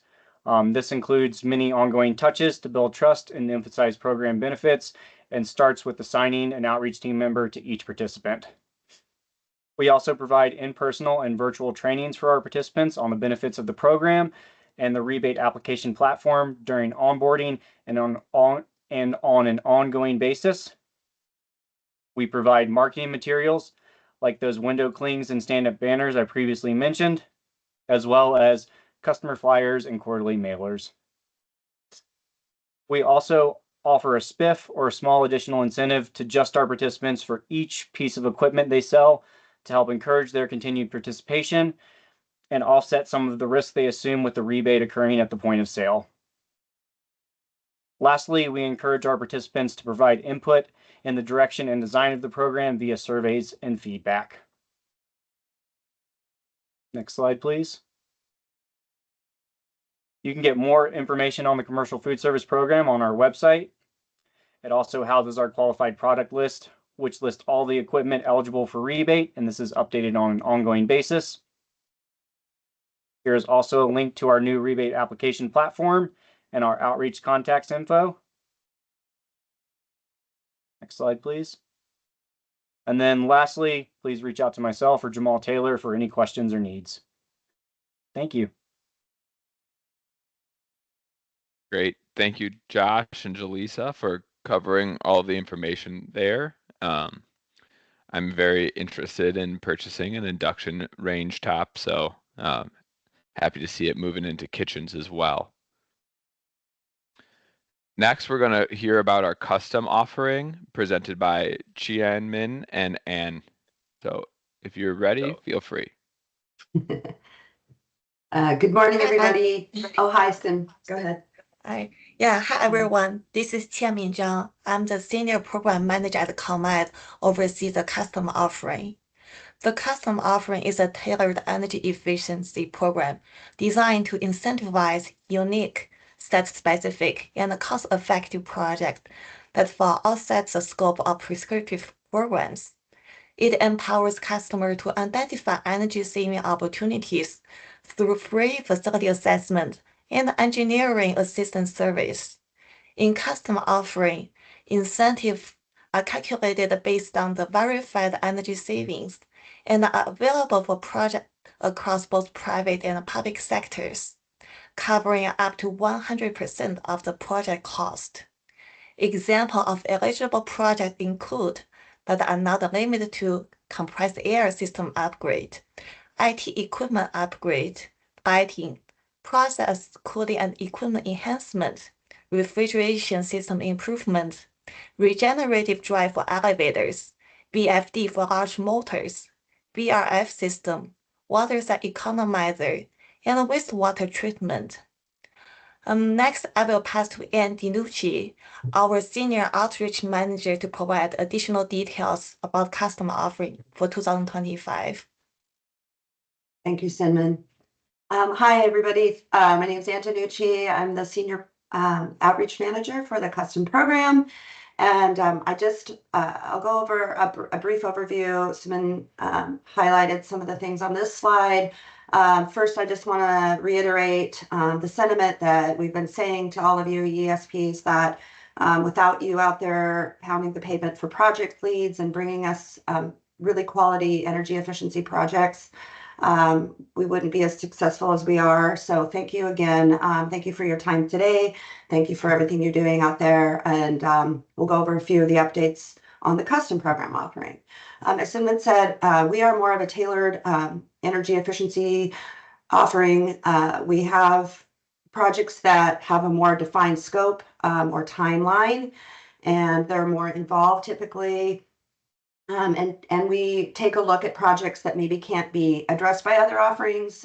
So if for whatever reason a standard offering, for example, has some guidelines that send it our way, we'll take a look at all of those on a one by one basis and see what we can do to make that become a custom project.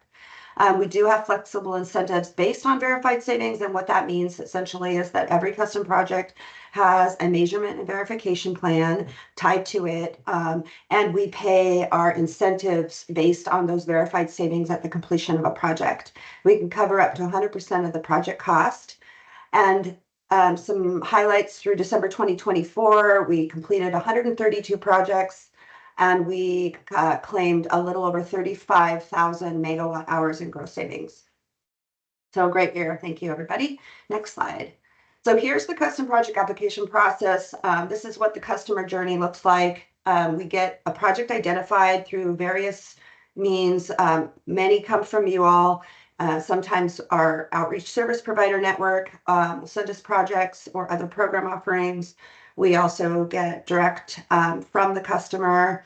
Either way, we really appreciate all these leads coming in. And the next step in that process is to complete the pre-application form. Our 2025 custom incentive application form is up and live on the website now. And the first section of that application is the pre-app form. We need to have that as soon as you know that there's a project coming, the sooner the better. It doesn't obligate the customer to do a project.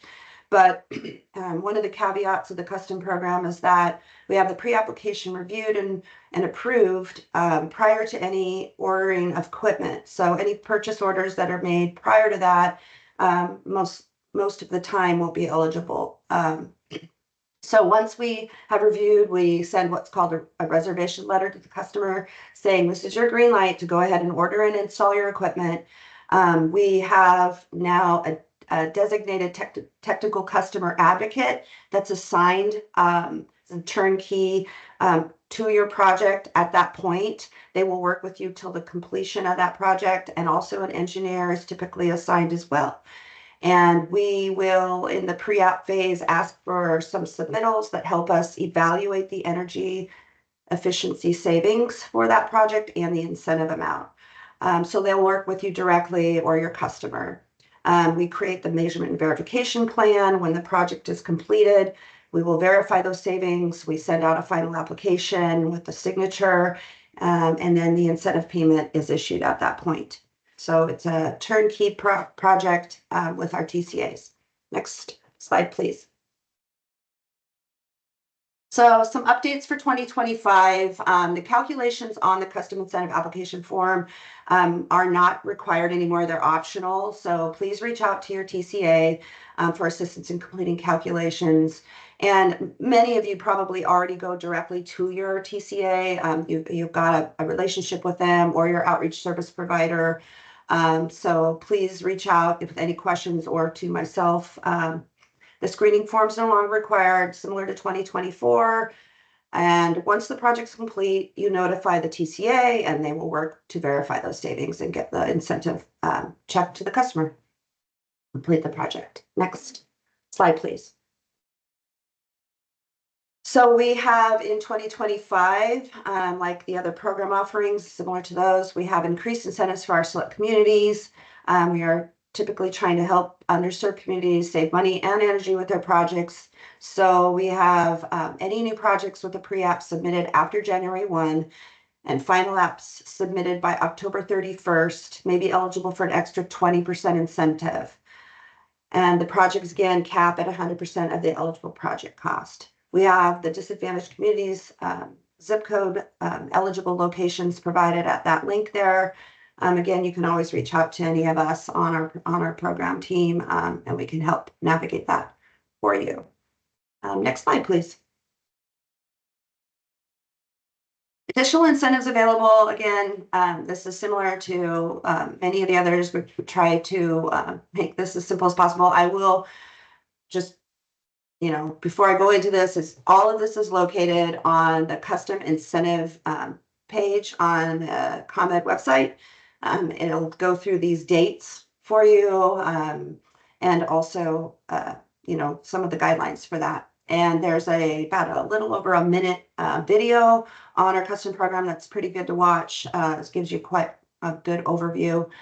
So we have the Kickstart, which is 20% more if you submit your pre-app before June 30th. Again, complete by October 31st, and final app by December 13th. That's your 20% Kickstart. We have the Made in Illinois with an additional 10%. And then you can use all those three incentives together to get a 50% additional incentives for any projects this year. So if you know of any projects that you're working with a customer that can apply for these, please reach out to me or your TCA or your OSP as soon as possible, and we'll get those in the system. Next slide, please. So here's our 2025 incentives by measure. They are the same as last year. We have our specialty new construction lighting at 10 cents a kilowatt hour. Custom does new construction lighting, standard does the retrofit. So we'll do major renovation, expansion of a building. We have our wastewater treatment at 18 and 21 cents per kilowatt hour, new construction IT at 7 cents, and closet to co-location at 10 cents. But any and all other custom projects are at 18 cents a kilowatt hour. Slide, please. So we are an open EESP network. Customer EESP is eligible to receive those incentive checks. If you are interested in becoming in our network as an EESP, there's an application. We can get that to you. If you reach out, we have the custom team will follow up with you to make sure you have all you need. And we also require that ICC certification for and renewed every year for any installers for these custom projects. Next slide, please. Where to get more information? Again, the website is a great resource. Like I said, our 2025 incentive application there is loaded up there, and you can also go to your TCA or visit ComEd.com, and there's some phone numbers there and links for any other information. But we're all here to help you do that. Go ahead, next slide. Perfect segue. Here's some context for you. For Cascade Energy is an implementing contractor. Laura Peterson is our program manager, and I am the senior outreach manager. And then we have Chad, who is our assistant program manager. So thank you very much. If you have any questions, put them in the chat. Be happy to answer them. Thanks, Anne. There is one question that came through from Ruben saying, how long does it take to complete the measurement and verification step? I wish that was a simple answer. A custom, when we say custom, it's custom for a reason. So it just depends on the project scope. It could be if it's something where you have a commercial building with some controls that might require us to verify using weather data, it might take a couple months. If it's something a little more in line of like an industrial project that maybe some compressed air that runs 24/7 that put a VFD on there, it might be a couple weeks. So it just depends on the project type and scope. But we work with you. Sometimes it's just verifying that the project's, that the equipment's installed and a visual site inspection. So again, our TCAs and engineers will work with you on developing what measurement and verification plan is best suited for that project. Great. Any other questions? Yeah, okay. Thank you. Thanks. That is the only question I see in the chat here. Okay. But if more come through, we'll let you know and you can respond in the chat. So thank you. Okay, thank you. Okay, and now we will move into the industrial systems offering presented by Tom and George. Tom, if you're ready. Yeah. Great. Good morning. My name's Tom Johansson. I'm the senior program manager of the Industrial Systems Program. From a very high level, and George will get into more details, this is a study-based program that focuses on doing a deep dive on an engineering analysis for our industrial customers. And we focus on compressed air, process cooling, industrial refrigeration, and wastewater treatment plants. Just from a look back in 2024 was very successful. We had a 30% growth in the program last year, as well as we doubled our participation in select communities. So it was a very good year. And as I said, I'll let George get into more details. And George is our program manager from Cascade Energy. Thanks, Tom. Appreciate the intro. Like Tom said, the industrial systems offering is a study-based offering. One of the unique things is that it is a closed network, meaning that you have to be registered as a energy efficiency service provider to do work for this program.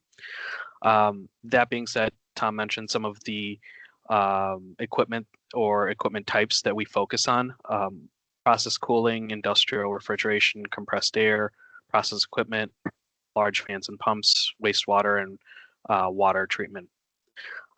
We have two flavors. One is a fix it now, which is a do the work and then complete the application after the fact type offering. And we have a comprehensive study offering, which that is the study-based offering where you do an M&V cycle, present a savings to the customer chooses to implement XYZ measures, you do a verification M&V, and then we claim the savings at the end there, and an incentive is paid out to the customer. Some of the highlights from last year is that we did 632 projects that had 67 gross gigawatt hours in savings, which is a huge accomplishment for the program. Next slide, please. Some updates we have for the 2025 year. We have our Kickstart additional incentive as well as the Select Communities incentive. The Kickstart incentive is focused around the comprehensive study. This requires a signed customer selection form, which is signed prior to implementation of the project. We're accepting customer selection forms that go back to January of 2024 and go through October of 2025. Finally, that M&V report for the verification needs to be submitted by 10/31 of 25.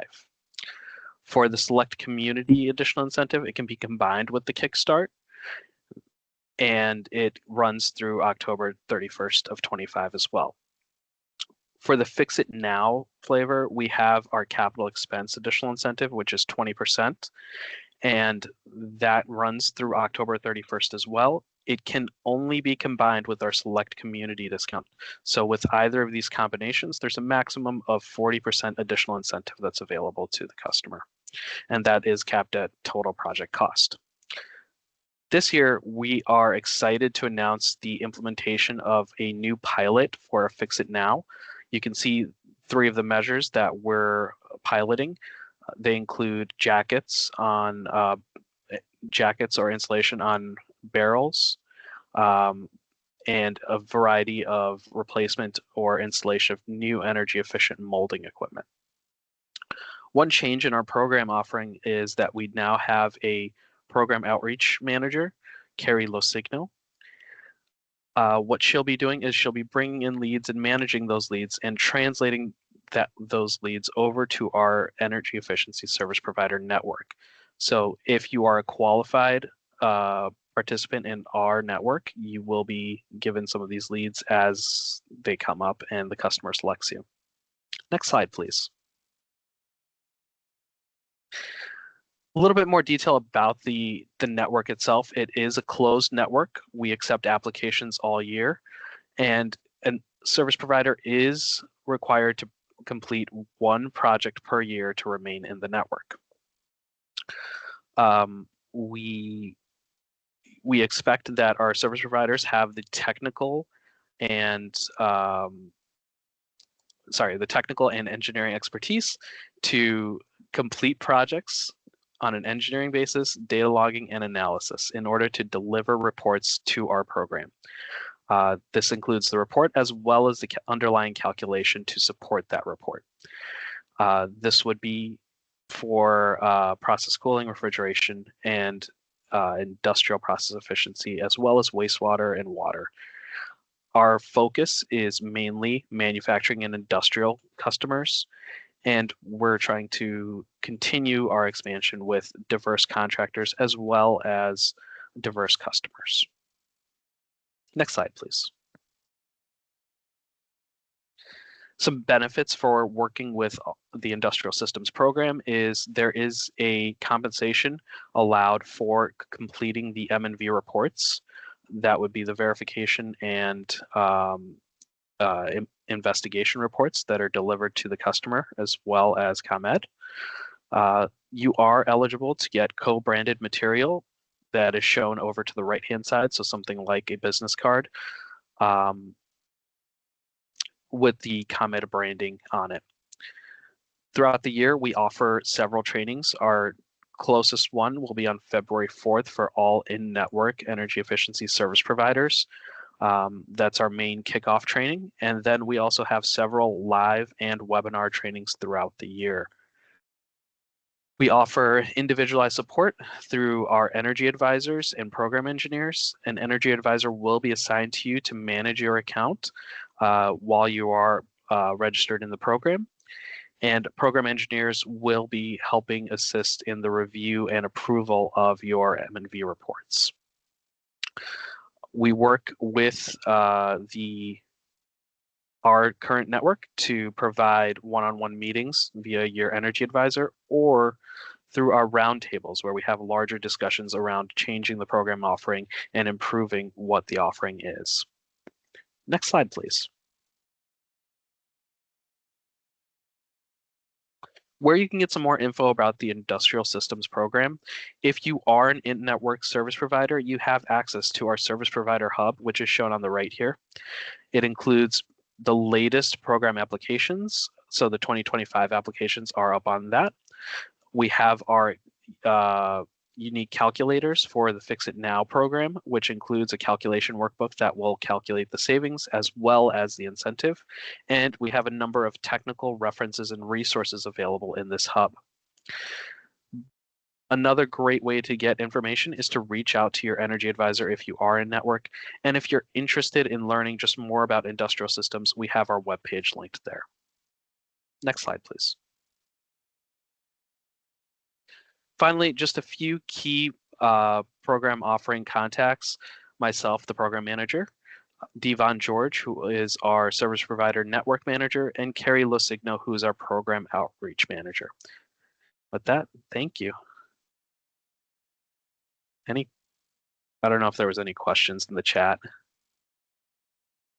No new questions, George. Thank you. And thank you, Tom, for covering the industrial systems offering. I appreciate you joining the call and sharing with us. Next, we're going to be going into retro commissioning presented by Emily and Abdul Hadi. Everyone, good morning. I'm Emily Paulai, the Senior Program Manager here at ComEd for our retro commissioning offering. And before we jump in, I did just want to give a quick plug to stick around for the final session of the day for additional tools. That is a lot of great information to help you serve your customers and good information for the customers that you work with as well. And special shout out to Train Technologies and Aero Performance Group today from our RCX network that received awards. Great job and congratulations again.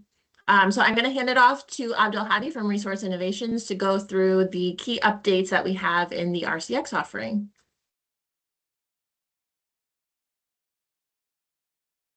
Awesome. Thank you, Emily. Good morning, everyone. This is Abdul Hadi Ayub, Program Manager for the Retro Commissioning offering with Resource Innovations. So RCX is a study-based program targeting commercial buildings, large commercial buildings, and we're focusing on identifying low cost measures that will help overall improve the efficiency of the building, and we're targeting a payback period of 1.5 years or less. We work with private and public sectors, and on average, we see about 5 to 15% of savings on annual usage. As mentioned, we typically focus on HVAC systems and lighting, especially scheduling opportunities and temperature resets and things like that. So this program is service provider driven. We do have a closed network of service providers. We have about 40 SPs currently in the network, and I'll share more information regarding how you can apply if you're interested. To recap, 2024, we verified about 40 gigawatt hours with just under 300 projects. We have accepted 3 new service providers and removed 2 from the network. Next slide, please. All right, so with RCX, it's a, again, fully funded engineering study conducted by service providers. The program is heavily involved in these projects as well. Each project gets assigned to a project coordinator just to help the customer navigate the program and ensure a smooth process throughout the project. Typically, the average project length would be from 6 months to a year. We do have multiple tracks, so depending on the track, the project could look slightly different.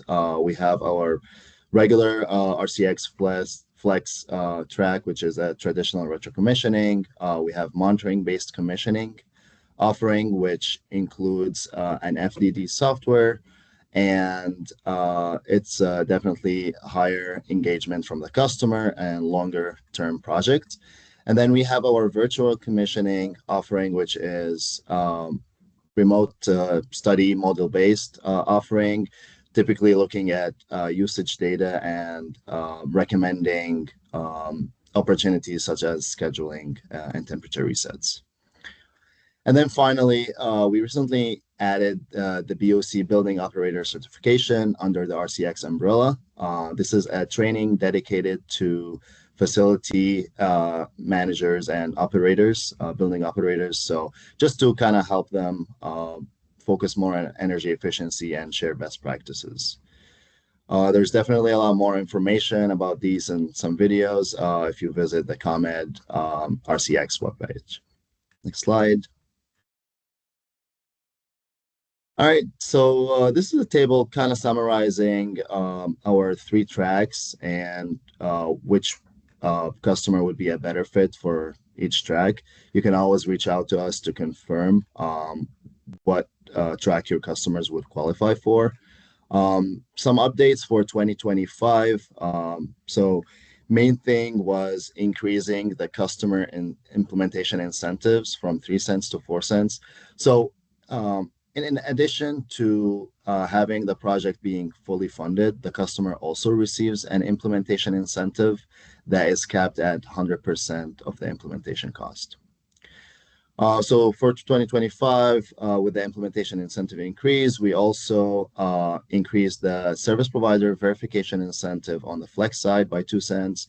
And there was the removal of 1 cent for the select community projects on the verification side. Next slide, please. For this year, we're kicking off the year with 2 customer promotional incentives. The first one is the Kickstart promotion, which is basically the customer will receive $3,000 or $5,000 based on the target once they submit an application before March 31st. And the goal here is to help them receive promotions and funding to help them with implementation costs. And then the other promotion is the Select Community promotion, which is any project will receive additional 50 cents in incentives if implementation is completed by June 30th. Thank you. Regarding the closed network, so we typically roll out an RFQ in June. So now is a good time if you're a service provider and you're interested in the program, please reach out to us, let us know. We typically expect our service providers to have existing experience in commissioning as well as ASHRAE energy audits and being familiar with building automation systems and such. These are some of the eligibility requirements, but if you reach out to this link, you can learn more about how to apply, and our program team will help walk you through the process and ensure you're a good fit for the program. Next slide, please.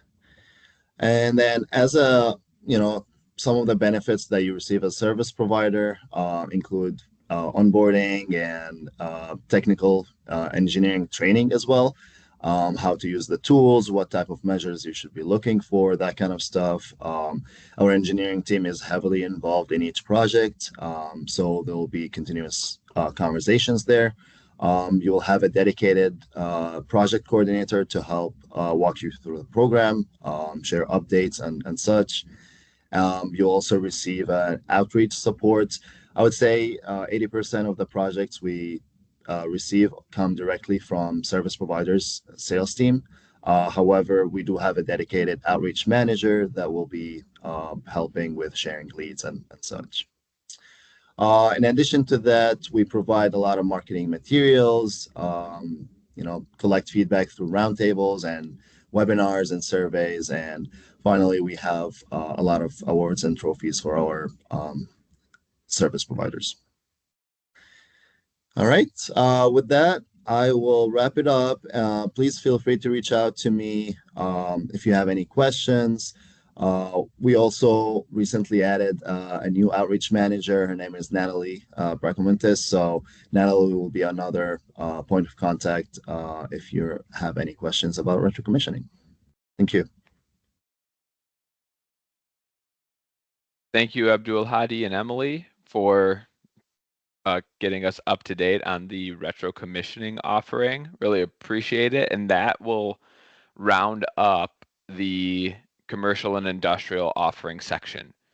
We are going to take a 5-minute break here, coming back around 10:55 to go through that additional tools and offering information. And like Emily mentioned, definitely stick around and stay tuned for these updates because they are important to hear and learn about. And thank you for your attention and giving us your time so far to date, or up to this time.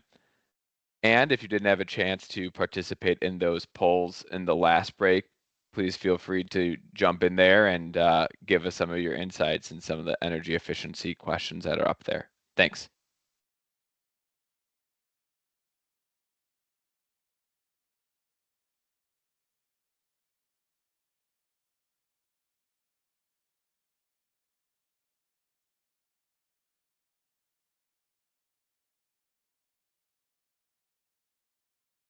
Just a reminder that poll can be found in the meeting chat if you scroll up. Those questions are still live. So thank you so much for participating.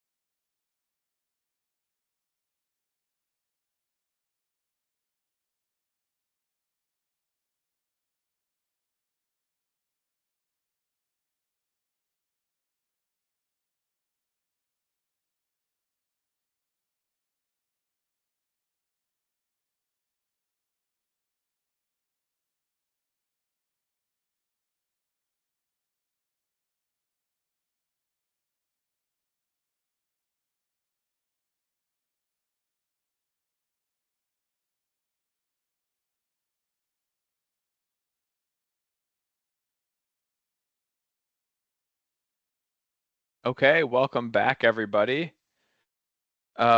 We are now in the final section of today's kickoff, the additional tools and offering. Thank you all for sticking around and staying in tune with what I share with all of you. As I mentioned, this will be our fourth and final section of the kickoff. So we will be wrapping up here in the next 40 or so minutes. As a reminder, this will be recorded and the recordings will be available on ComEd's website. We'll be sharing the presentation following the webinar. Everyone that is not a presenter is in listen-only mode and cannot come off mute or on camera. And please enter your questions in the chat and we'll address them live as we have time and follow up with the rest via email. This section will be covering a lot of tools and offerings that don't have networks, but that will be useful for you to be made aware of. And you can see the lineup here of what we'll be covering. So we have the heat pump training and resources, customer eligibility, business energy analyzer, facility assessment and public school carbon-free assessments, commercial, industrial, and public sector new construction, strategic energy management, on-bill financing, and information on the beneficial electrification program. I am excited to introduce Kellen McSweeney, the Senior Manager for Slipstream that is overseeing the air source heat pump training and resources program. As you've heard, there's a lot of emphasis on heat pump installation throughout the energy efficiency program, and Kellen will help us walk through what trainings are available to all of you to be able to participate in that type of work. So Kellen? Thanks, Bill. Hey, everyone. Kellen McSweeney with Slipstream to talk a little bit about the air source heat pump training and resources that we have available. If you want to go to the first slide. So this training was actually developed a few years ago under a pilot program. I think it was 2003, and we produced training modules that are available now, both for in-person trainings and also on demand on our learning management system. If you are a contractor that's a part of the home heating and cooling program, you've probably heard about these trainings because they have adopted 4 of the modules, the ones that I have listed on the top there, as part of their required trainings for their program. So there's a chance you're familiar with these trainings. But we also have a bunch of other resources that are available. You can see I have some listed there: a controls guide, switchover temperature guide. We have other modules that are available on the LMS other than just the 4 that are required for home heating and cooling. So lots of other resources on our website. And you've probably heard a lot about this today, but we anticipate the continued adoption of heat pumps within ComEd's customer base. So really anyone who's interested in learning more about heat pumps are welcome to take the training. You're encouraged to check out our resources online as well. If you want to go to the next one, just a quick training recap from 2024. So we did a lot of in-person trainings. More than 100 individuals were trained in person. We also had 4 live webinars with about 400 registrants.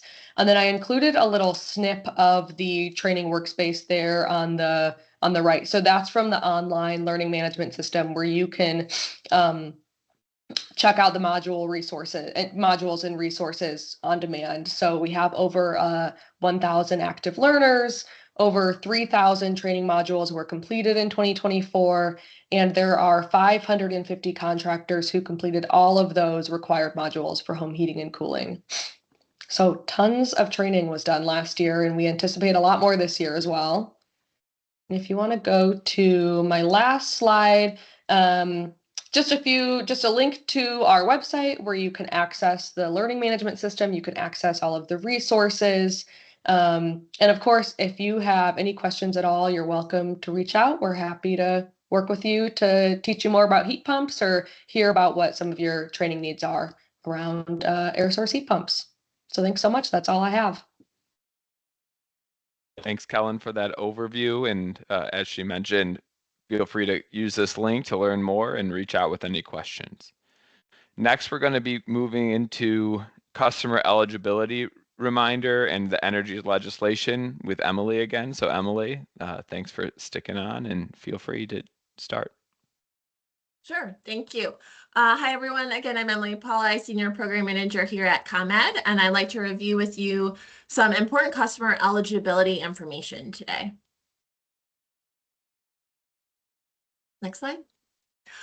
So while you're working with customers for outreach, business development, and efficiency projects, it's really important that everyone on your team be familiar with what could make an account ineligible from the energy efficiency program.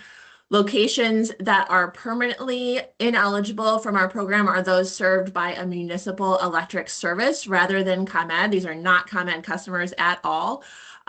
These are noted here on this slide and include Batavia, Geneva, Naperville, Rochelle, Rock Falls, St. Charles, and Winnetka. It is important to know that a location may still have an address in one of these areas, but be a ComEd customer. This usually happens when they're on the outskirts of town. So please check with your implementation contractor to confirm if there's any doubt at all on if a customer is a ComEd customer or they're served by one of those municipal services. Next, all ComEd facilities are ineligible from receiving benefits from our own energy efficiency program. And switching over to cases where a customer's eligibility can change. If a customer has opted out of the energy efficiency program, they will be ineligible for the specific time period for which they opted out. So we'll dive more into those details on the next slide. All right, the Climate and Equitable Jobs Act, or CEJA, passed in 2021 and changed how customers can become excluded from the electric utility run energy efficiency programs in Illinois. First, all public sector customers are included in these programs. If a private sector customer has no account above 10 megawatt peak demand, they too are included in the energy efficiency programs. And the last category is where it gets interesting. Any private sector customer that has at least one 10 megawatt or greater account in either Ameren or ComEd territory may choose to opt out their account from the energy efficiency program. And they can also opt out any or all of their smaller accounts with those utilities, regardless of the smaller account demand size. If these customers do not take action to opt out their account or accounts at specific timeframes set by CEJA, they will also be included in the energy efficiency programs. And just to clarify the language here, accounts included in the energy efficiency programs pay into these programs and also are eligible to take advantage of the program benefits as long as they meet the specific project or measure requirements. On the other hand, opted out accounts that are excluded from these programs do not pay into the energy efficiency programs and are ineligible from receiving any program benefits. This is not just the financial incentives, but it's also facility assessments, technical advice, anything else that is provided through the programs. Your implementation contractor can advise, can advise on how to determine if an account is opted out and may also have a tool available to you to look up this information directly. Now we're ready. Thank you.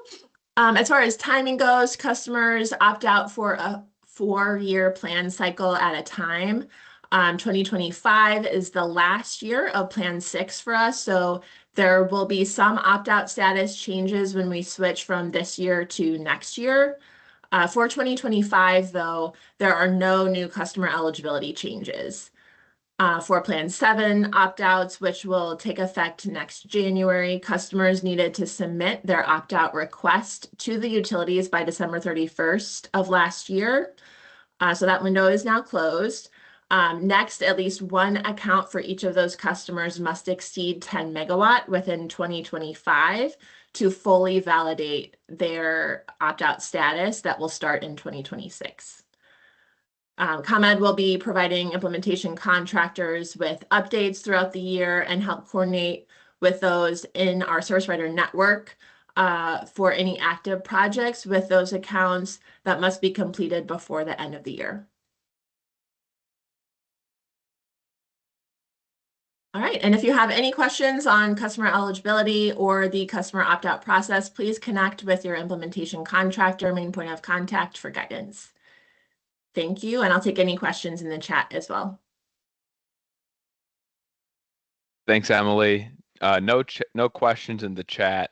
Appreciate you going over those details, and sorry for skipping ahead on you a couple times there. No Next problem. up, we have Angie Rios to discuss the Business Energy Analyzer and provide an overview of this tool and how it can benefit the customers that you work with. Angie?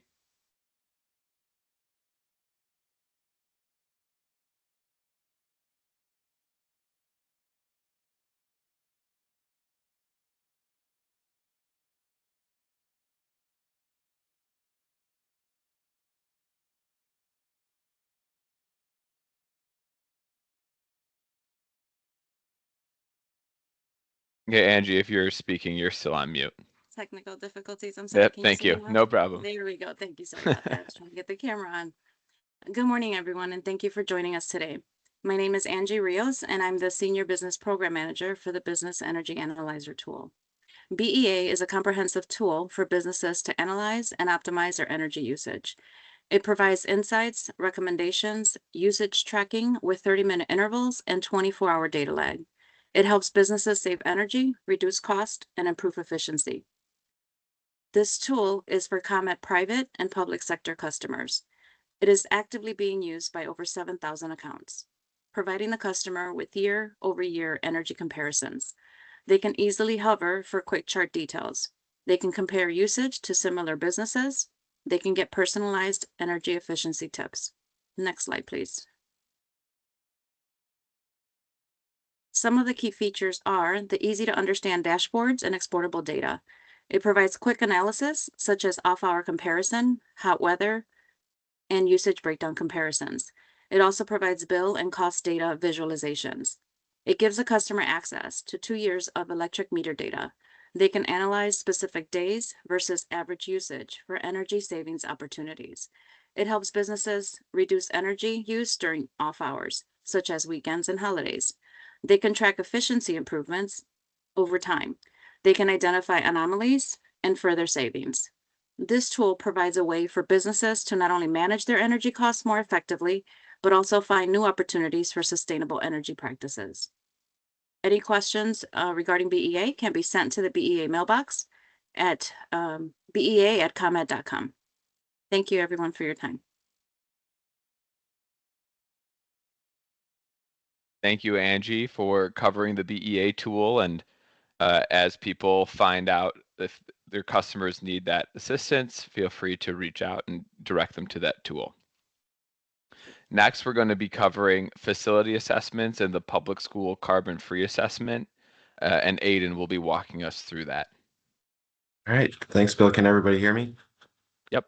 Thanks, Aiden. All right, great. Thanks. Yeah, as Bill said, I am Aiden Gilbert. I'm the Senior Program Manager overseeing the facility assessment offering. I'm going to be covering that and the public school carbon-free assessment program as well. So if we could go to the next slide. So we'll start with the facility assessments. This is a free offering to our larger customers. Earlier in the day, you would have heard about the small business program. They cover the under 400 kW peak demand customers. We cover the larger than 400 kW peak demand. And through this offering, we assign it to an engineer. They conduct a preliminary interview over the phone, kind of get some basic information about the facility, and then schedule a site visit. We do offer virtual ones, but 99% of them are going to be done in person. And they'll sit down with the customer, go over some BEA graphs, try and understand what the facility does, and work with them to identify opportunities. And so after the site visits, the engineer goes back to the office. They put together a report that summarizes all the opportunities, showing the energy savings, cost savings, simple paybacks, along with the incentive amounts that they could potentially get and the environmental impacts. And hopefully this leads to the customer deciding to implement one of the projects that was identified, and they can work with a EESP or do it themselves to implement them. So if we could go to the next slide, we'll cover the public school carbon-free assessment, or PSCFA. This is a similar offering, but due to some legislation that was passed a few years, it specified that public schools needed a carbon-free assessment. So this goes a little bit beyond. It includes the energy efficiency that's in part of the FA offering, but it also includes things like building envelope, mechanical insulation, building electrification, vehicle electrification, and well certification and solar. It's available to all K through 12 public schools in the ComEd territory. And since it is a little bit more involved, it does take a little bit more time. The regular FAs take about 2 hours for a site visit, whereas the public schools can take up to 8 hours that an engineer will be in site. But again, similar to the facility assessments, they'll receive a customized report showing the energy savings and simple paybacks. But on top of that, it'll also include third-party grant opportunities and infrastructure upgrades that would be needed to do electrification measures. But again, we always hope that these lead to opportunities, lead to applications, and they can get the EESPs involved and work to get them implemented. Next slide, please. So what does it mean for the EESPs? Like I said, we're hoping that this generates opportunities for you all. You may hear from a customer that had a FA or PSCFA done recently, and they're trying to get the recommended measures implemented. We hope that the ESPs can review the assessment report with them, help the customer understand what was recommended, and use it as a tool to align the customer on what to implement. And on the flip side, if you are working with any customers that you think may want an assessment, you can refer them to us and help generate more interest in any facility or school. But next slide, we can show how those leads can be done. So customers or ESPs can submit the requests at comed.com/facility assessment. If there's other information on the program there as well. If you're looking for more on PSCFAs, it's comed.com/PSCFA. And then you have my contact information if you have any questions on FAs. And my colleague, Eric Iverson, is the program manager of the PSCFA program. And you can see his contact there as well. But that is all I have, so I'll send it back to you, Bill. Thanks, Aiden. We did have one question in the chat from Ruben asking if EESPs can make the introduction to the customer and the facility assessment. Yeah, we can work with you all. We do kind of need to make sure that the customer is the one wanting the request, and we would kind of need them as a contact. But if you want to reach out, if you have a specific one where you want to make an introduction to me with the customer, I'm happy to work with you all in that regard. Thanks, Aiden. And there was a question saying how much is the FA cost, but that is free to the customer, correct? Yeah, it is a free assessment, and it's akin to a level 1 ASHRAE. It's probably the closest comparison. Thank you. Right. Thank you.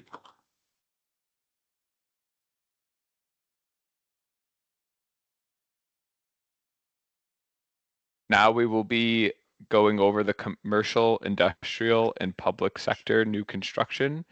And this will be covered by Chien Min and Prachi. Hello, everyone. This is Qianmin Zhang. I'm the Senior Program Manager at ComEd and oversee the Commercial Industrial New Construction Program. So this program provides expert technical assistance and financial incentive to building owners, developer, and the design team to encourage them to exceed industrial standard practice and Illinois Energy Conservation Code requirements. This support include whole building energy modeling and project assistance aimed at guiding the decision-making during the pre-design or early design phases. By leveraging these resources, participants can achieve significant long-term energy and cost savings. Next, I will pass to Prachi Sharma. She's a project manager for the program and will provide more detail for these offerings for 2025. Thanks, Tillman. So I'm going to walk you through quickly about what this program is all about, which is our commercial, industrial, and public sector new construction offering. This program is designed for new construction, addition expansion, and major renovation of your commercial, industrial, or public sector buildings. As Tillman pointed out, you get to consult with experienced technical experts and receive a financial incentive for the energy conservation measures suggested by our team. You can start by filling out a screening form that's available on our webpage that basically assesses our program's eligibility. So the first thing we look at is that your project should be in a ComEd territory. The project should be at least 5,000 square feet, should be in design phase prior to your permit date. We work on projects as early as schematic design or pre-design. And if it's in design phase, we should be able to influence your project. So that opportunity should be available. Your design should exceed the current IECC code requirements. The building should be a commercial building as defined by state and local building codes. And for major renovation projects, your scope of work should include at least 2 primary building systems that are mentioned here. So between building envelope, HVAC lighting, building envelope, HVAC lighting, and refrigeration systems. If you're working on any 2, then it's considered good. Next slide, please. We have 2 ways in which we can engage your project. So we have something called as best practices, and the other pathway is called performance pathway. Best practices is a prescriptive approach to new construction offering, which is offered to specific building types, which is basically your multifamily and assisted living, office or a medical office building.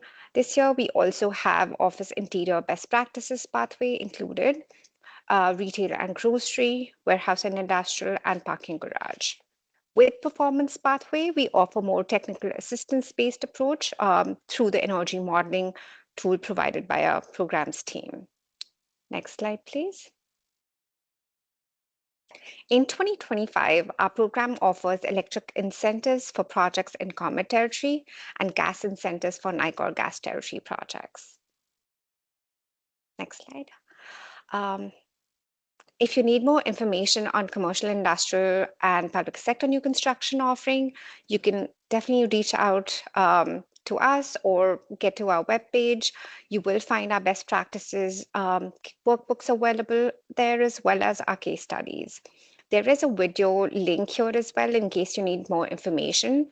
And lastly, we do provide lunch and learns for your organizations. If you are interested, please get in touch with us. We'd be happy to provide you that. Next slide, please. Here is our contact information. So a snapshot of this will be really great. If you have questions, please feel free to reach out. That'll be all from us. Thank you. Thank you, Prachi. Appreciate that information. And we will now be moving on to the strategic energy management segment presented by Marty Jacobson. Marty?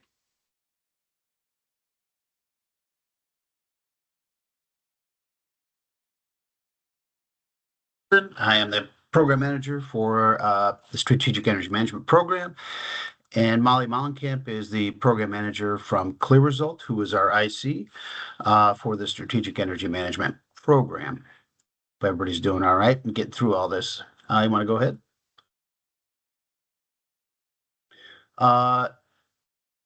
Okay, I wanted to talk about the 4 partners that are implementing the program. So along with Clear Result, there's Cascade Energy, Energy Infrastructure Partners, Graphite Data Mining, and Michael's Energy as well. And really through the process of SEM, it's kind of a holistic approach just to managing the energy use and focusing on behavioral and operational measures. and trying to get that for long-term savings, right? And a lot of shutdown procedures, a lot of shut-off, procedures. Why are they running multiple machines? All that kind of stuff. And really going through the process over and over again, right? Identifying projects. We like to have a five, like at least five things on the opportunity register, 5 measures, and then kind of go through the planning, execute, and review. So it's a monthly check-in with customers. And we don't have any service providers on this, but we definitely interact with a lot of service providers, OSP, account managers, and customers. So customers are learning to develop their energy efficiency skills, creating an energy team, right? So you have an organized energy management kind of structure within the company. They're able to prioritize projects, right? Operational and capital, and continuously improve energy performance, right? So they're also setting energy reduction goals. How do you know you've been successful? By setting the goals, right? And we always want them to manage energy on their own. So we're teaching them to fish and find some of these measures by themselves. Go forward. As I said, Clear Result is our implementation contractor, and we have multiple verticals. So from K through 12, data centers, commercial real estate, industrial manufacturing, and healthcare. We're recruiting throughout the year, so we're always bringing customers on throughout the year, and we kind of mix them together with some other participants who are already in the program so that they can learn, from each other. And the sharing is the best part, finding out what other customers are doing, whether they're same size or bigger, and that kind of helps, share the successes and get other people motivated. So as I said, it's based on operational behavioral changes, and the savings incentive is up to 6 cents per kilowatt hour. So we start at a base of 3 cents per kilowatt hour, and if we have higher energy savings for the first and second years, that goes up to 6 cents a kilowatt hour. We also have a participant engagement. We call it a milestone incentive for customers, and it varies depending on what year they are in the program. We're also participating in the 20% Kickstart bonus for customers in select communities this year. As I said, we have monthly calls, and really the technical services team provides a treasure hunt with the customers, but it's focused on operational and behavioral savings, right? And we keep that opportunity register with the customers, and that really covers all projects that they are looking at. So it kind of helps them prioritize which ones they want to get done and when. So it's a year-long performance period with SCM. So it's a 12-month. We look at a 2-year historical baseline of their energy use, and then they go for a 1-year performance period, so that we can see all the ups and downs through all the weather and everything else. And we remove capital projects from their energy savings, right? So from all other programs, we take out their energy savings, and so it's annualized energy savings and incremental energy savings. So go ahead to the next. So what does SCM mean for service providers? Since SCM is a concierge type program, it's really a gateway, to additional participation for the customer. We saw a huge increase even from 2023 in participation in customer projects throughout, as we saw in eTrack. So like a 200% increase in projects being done last year, which is huge. So we kind of help the customer as we can. Sometimes it's just a quick review. Does it make sense? Who are these people? We all end up dealing with some of that stuff. So the SCM participants, they're already committed customers, right? They're wanting to improve their energy efficiency, sustainability. It's on their mind, and they're trying to take care of it. So you've got a group of customers that are already there. So it's good to be able to reach out to us and the program managers and the coaches that we have to find out more about that customer. And like I said, they're developing these long-term capital and strategic plans. We help them move through it as needed. And it depends upon each customer, of course, but sometimes it's just on the list. And so they see that project out there and want to take care of it, right? So next slide, please. So how do we get more info? Right on our website, there's comed.com/SEM. It's a great way to go see some things. We've got a video that's on just a little bit information about SEM. And you can reach out to me or Molly Mollenkamp, who's our program manager on the Clear Results side. And there's our information right there. Was there a question I saw or just comment? Hey, Marty, the question that came through was related to incentives for school districts. So not, unless there's something that you would like to add to that question, but I think it was for the previous segment. Well, there are in SEM too. We have a lot of school districts. I think 8 to 10 school districts that are enrolled in SEM, and they are also enrolled in a lot of other projects. So there's no customers can participate in the rest of the portfolio without any issues, and that's why I say we take out those projects in capital savings. So it's just good to know that. Yep. Yeah, great. Well, thanks for adding that extra layer into the question. Appreciate it, and thanks for sharing about the strategic energy management tool. Next, we're going to hear from David Ramsey about on-bill financing and how it can help support customers with their energy efficiency. David? Hello, everyone. So on-bill financing, it basically allows customers with qualifying energy efficiency appliances to finance those appliances on their utility bill. Residential loans are for tenant-occupied residents, 1 to 4 units or less, homes, condos, and mobile homes. Loans for small business and multifamily are mixed-use properties. Some small businesses, multifamily buildings must have peak demand of 100 kilowatt or below. The utility must be in the name of the person applying for this loan. The account also has to be in good standing. Payment history and credit score are required for requirements to apply. Loans available for qualifying measures shown to the right. Residential loans can be between $500 and $20,000. Small business loans can be between $500 and $150,000. I'm not going to read all of the eligible measures, but they're right there on the screen. Here's the overall process of the flow for customers applying.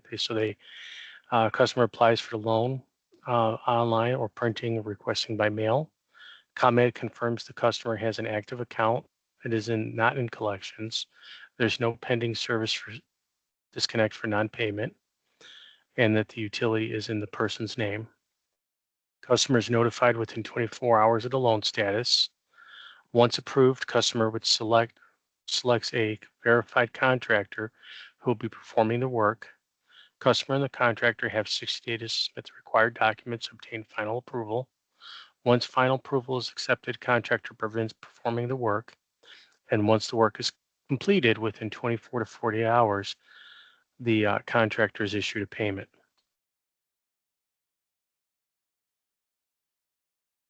Contractors must apply and be approved for customers to benefit for financing. Contractors must meet Energy Finance Solutions, EFS, contractor participation guidelines, including but not limited to established business for not less than 1 year, maintain applicable licenses and permits to perform installations, maintain business insurance coverage, following amounts of $1 million general liability coverage, and workers' compensation and accounts established by state law. Contractors must complete and submit documents found on the Slipstream Energy Finance Solutions new contractor page listed in the link provided. Approved contractors will be listed in a database on the lender's website, shown to the right, for customers who want to use this offering. There are no fees to the contractor.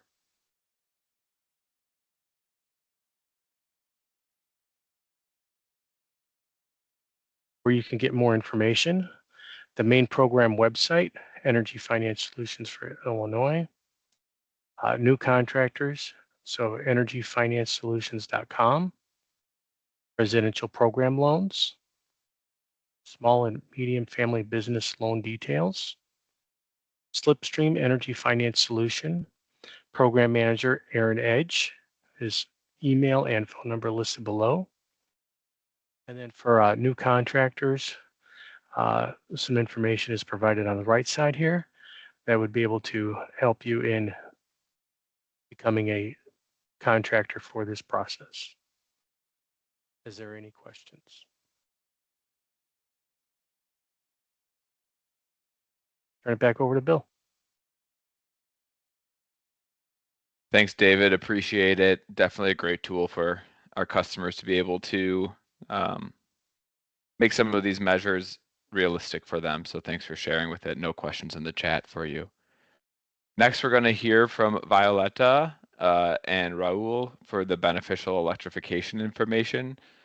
So if you guys would like to go ahead, floor is yours. Thank you, Bill. How are Yep. you? Yes, good morning, everyone. This is Violetta Ryman. I'm the Senior Program Manager in the Beneficial Electrification team. And Raul is going to be presenting today with me. So let's go to the next slide, please.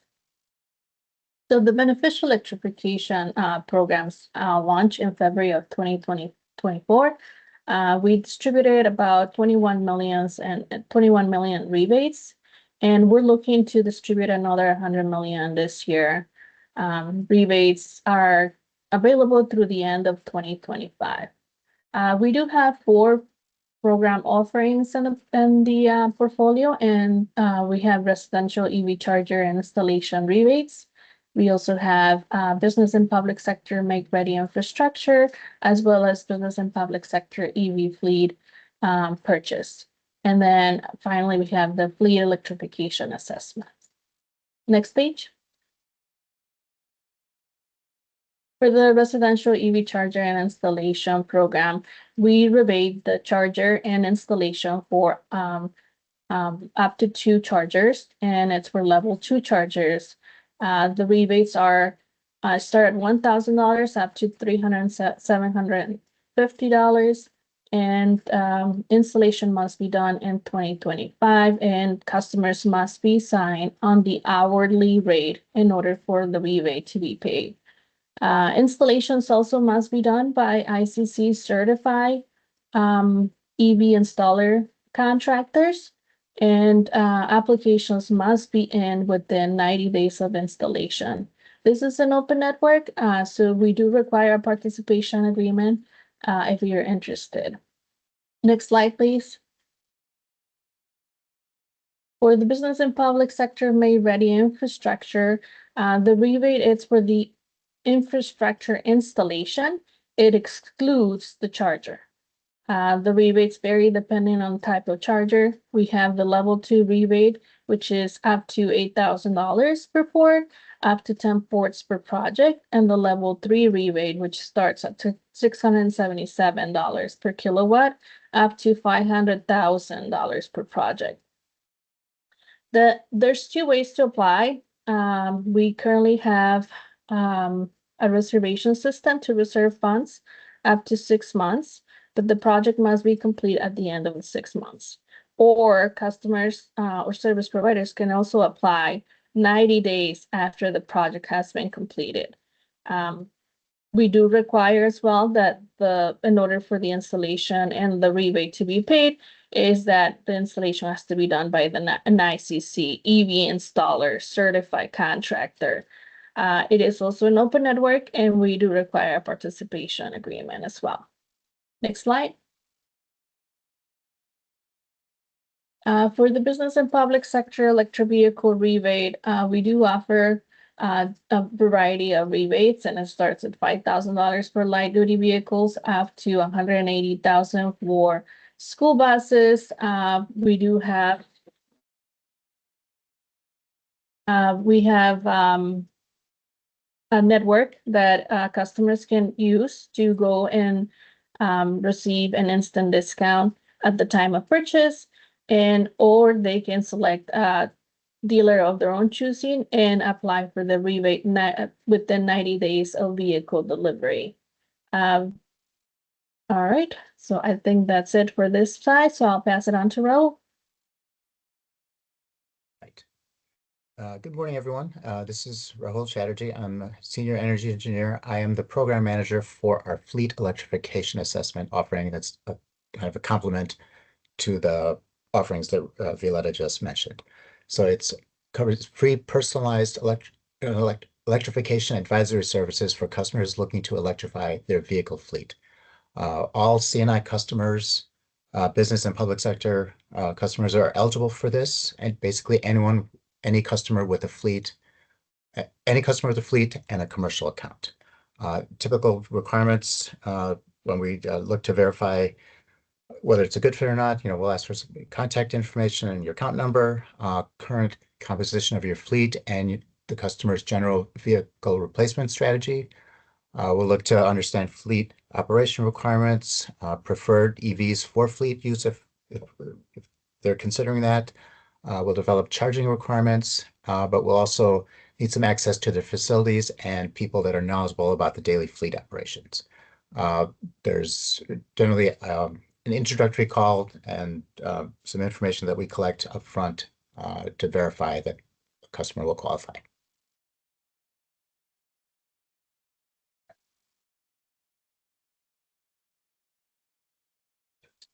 For the service provider network benefits, it's very similar to the EE service provider network.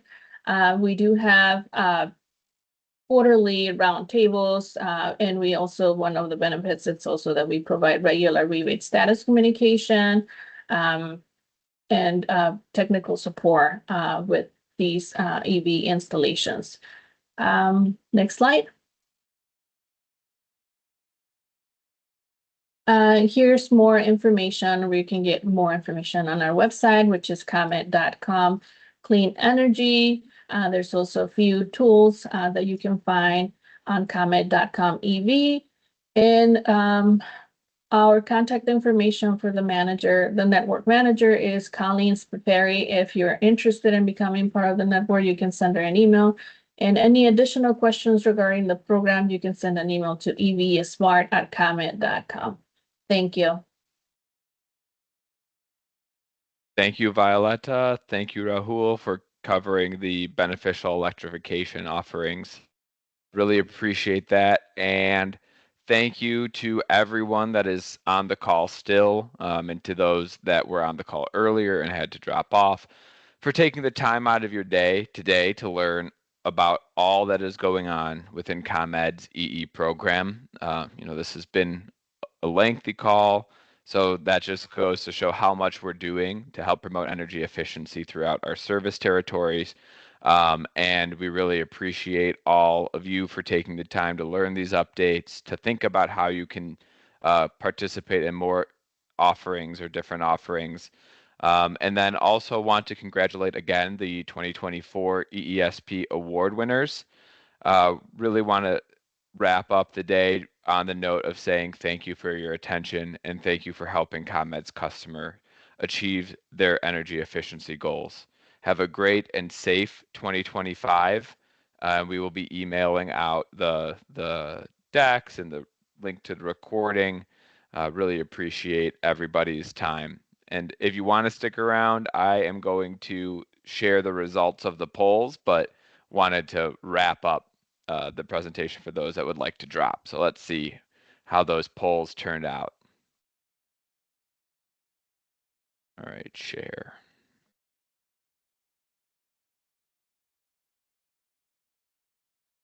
Wow. All right. So most used energy efficiency habits, resounding turning off lights when not in use is number one. And I didn't realize before I shared that my responses are going to be projected as well. So now you can know my thoughts on these questions.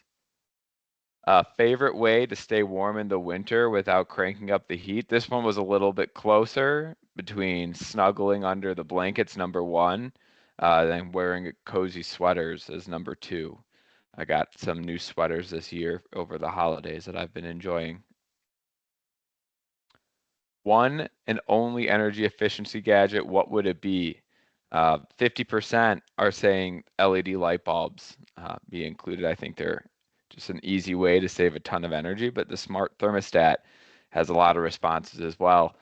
My smart thermostat is acting up right now. It's freezing in my house, so I gotta go figure out what's going on there. And then, oh, this one was a close one. Which of these energy saving challenges would you be most willing to try? Unplugging all of your devices when not in use was number one. And then a split across no TV for a week, reducing your shower time, and cooking all meals without using the oven. The most surprising energy efficiency savings tip is using ceiling fans all year round from the participants that responded, and then using a microwave as an oven as another high response. And then we have a pretty close result here and most fascinating renewable energy source between solar power and geothermal. So thank you to everybody that participated in those surveys. Appreciate that. And again, thank you to everybody that joined the call and stuck around throughout the entire presentation. I hope you all found it valuable. Go ahead and end the call. Bye, everybody.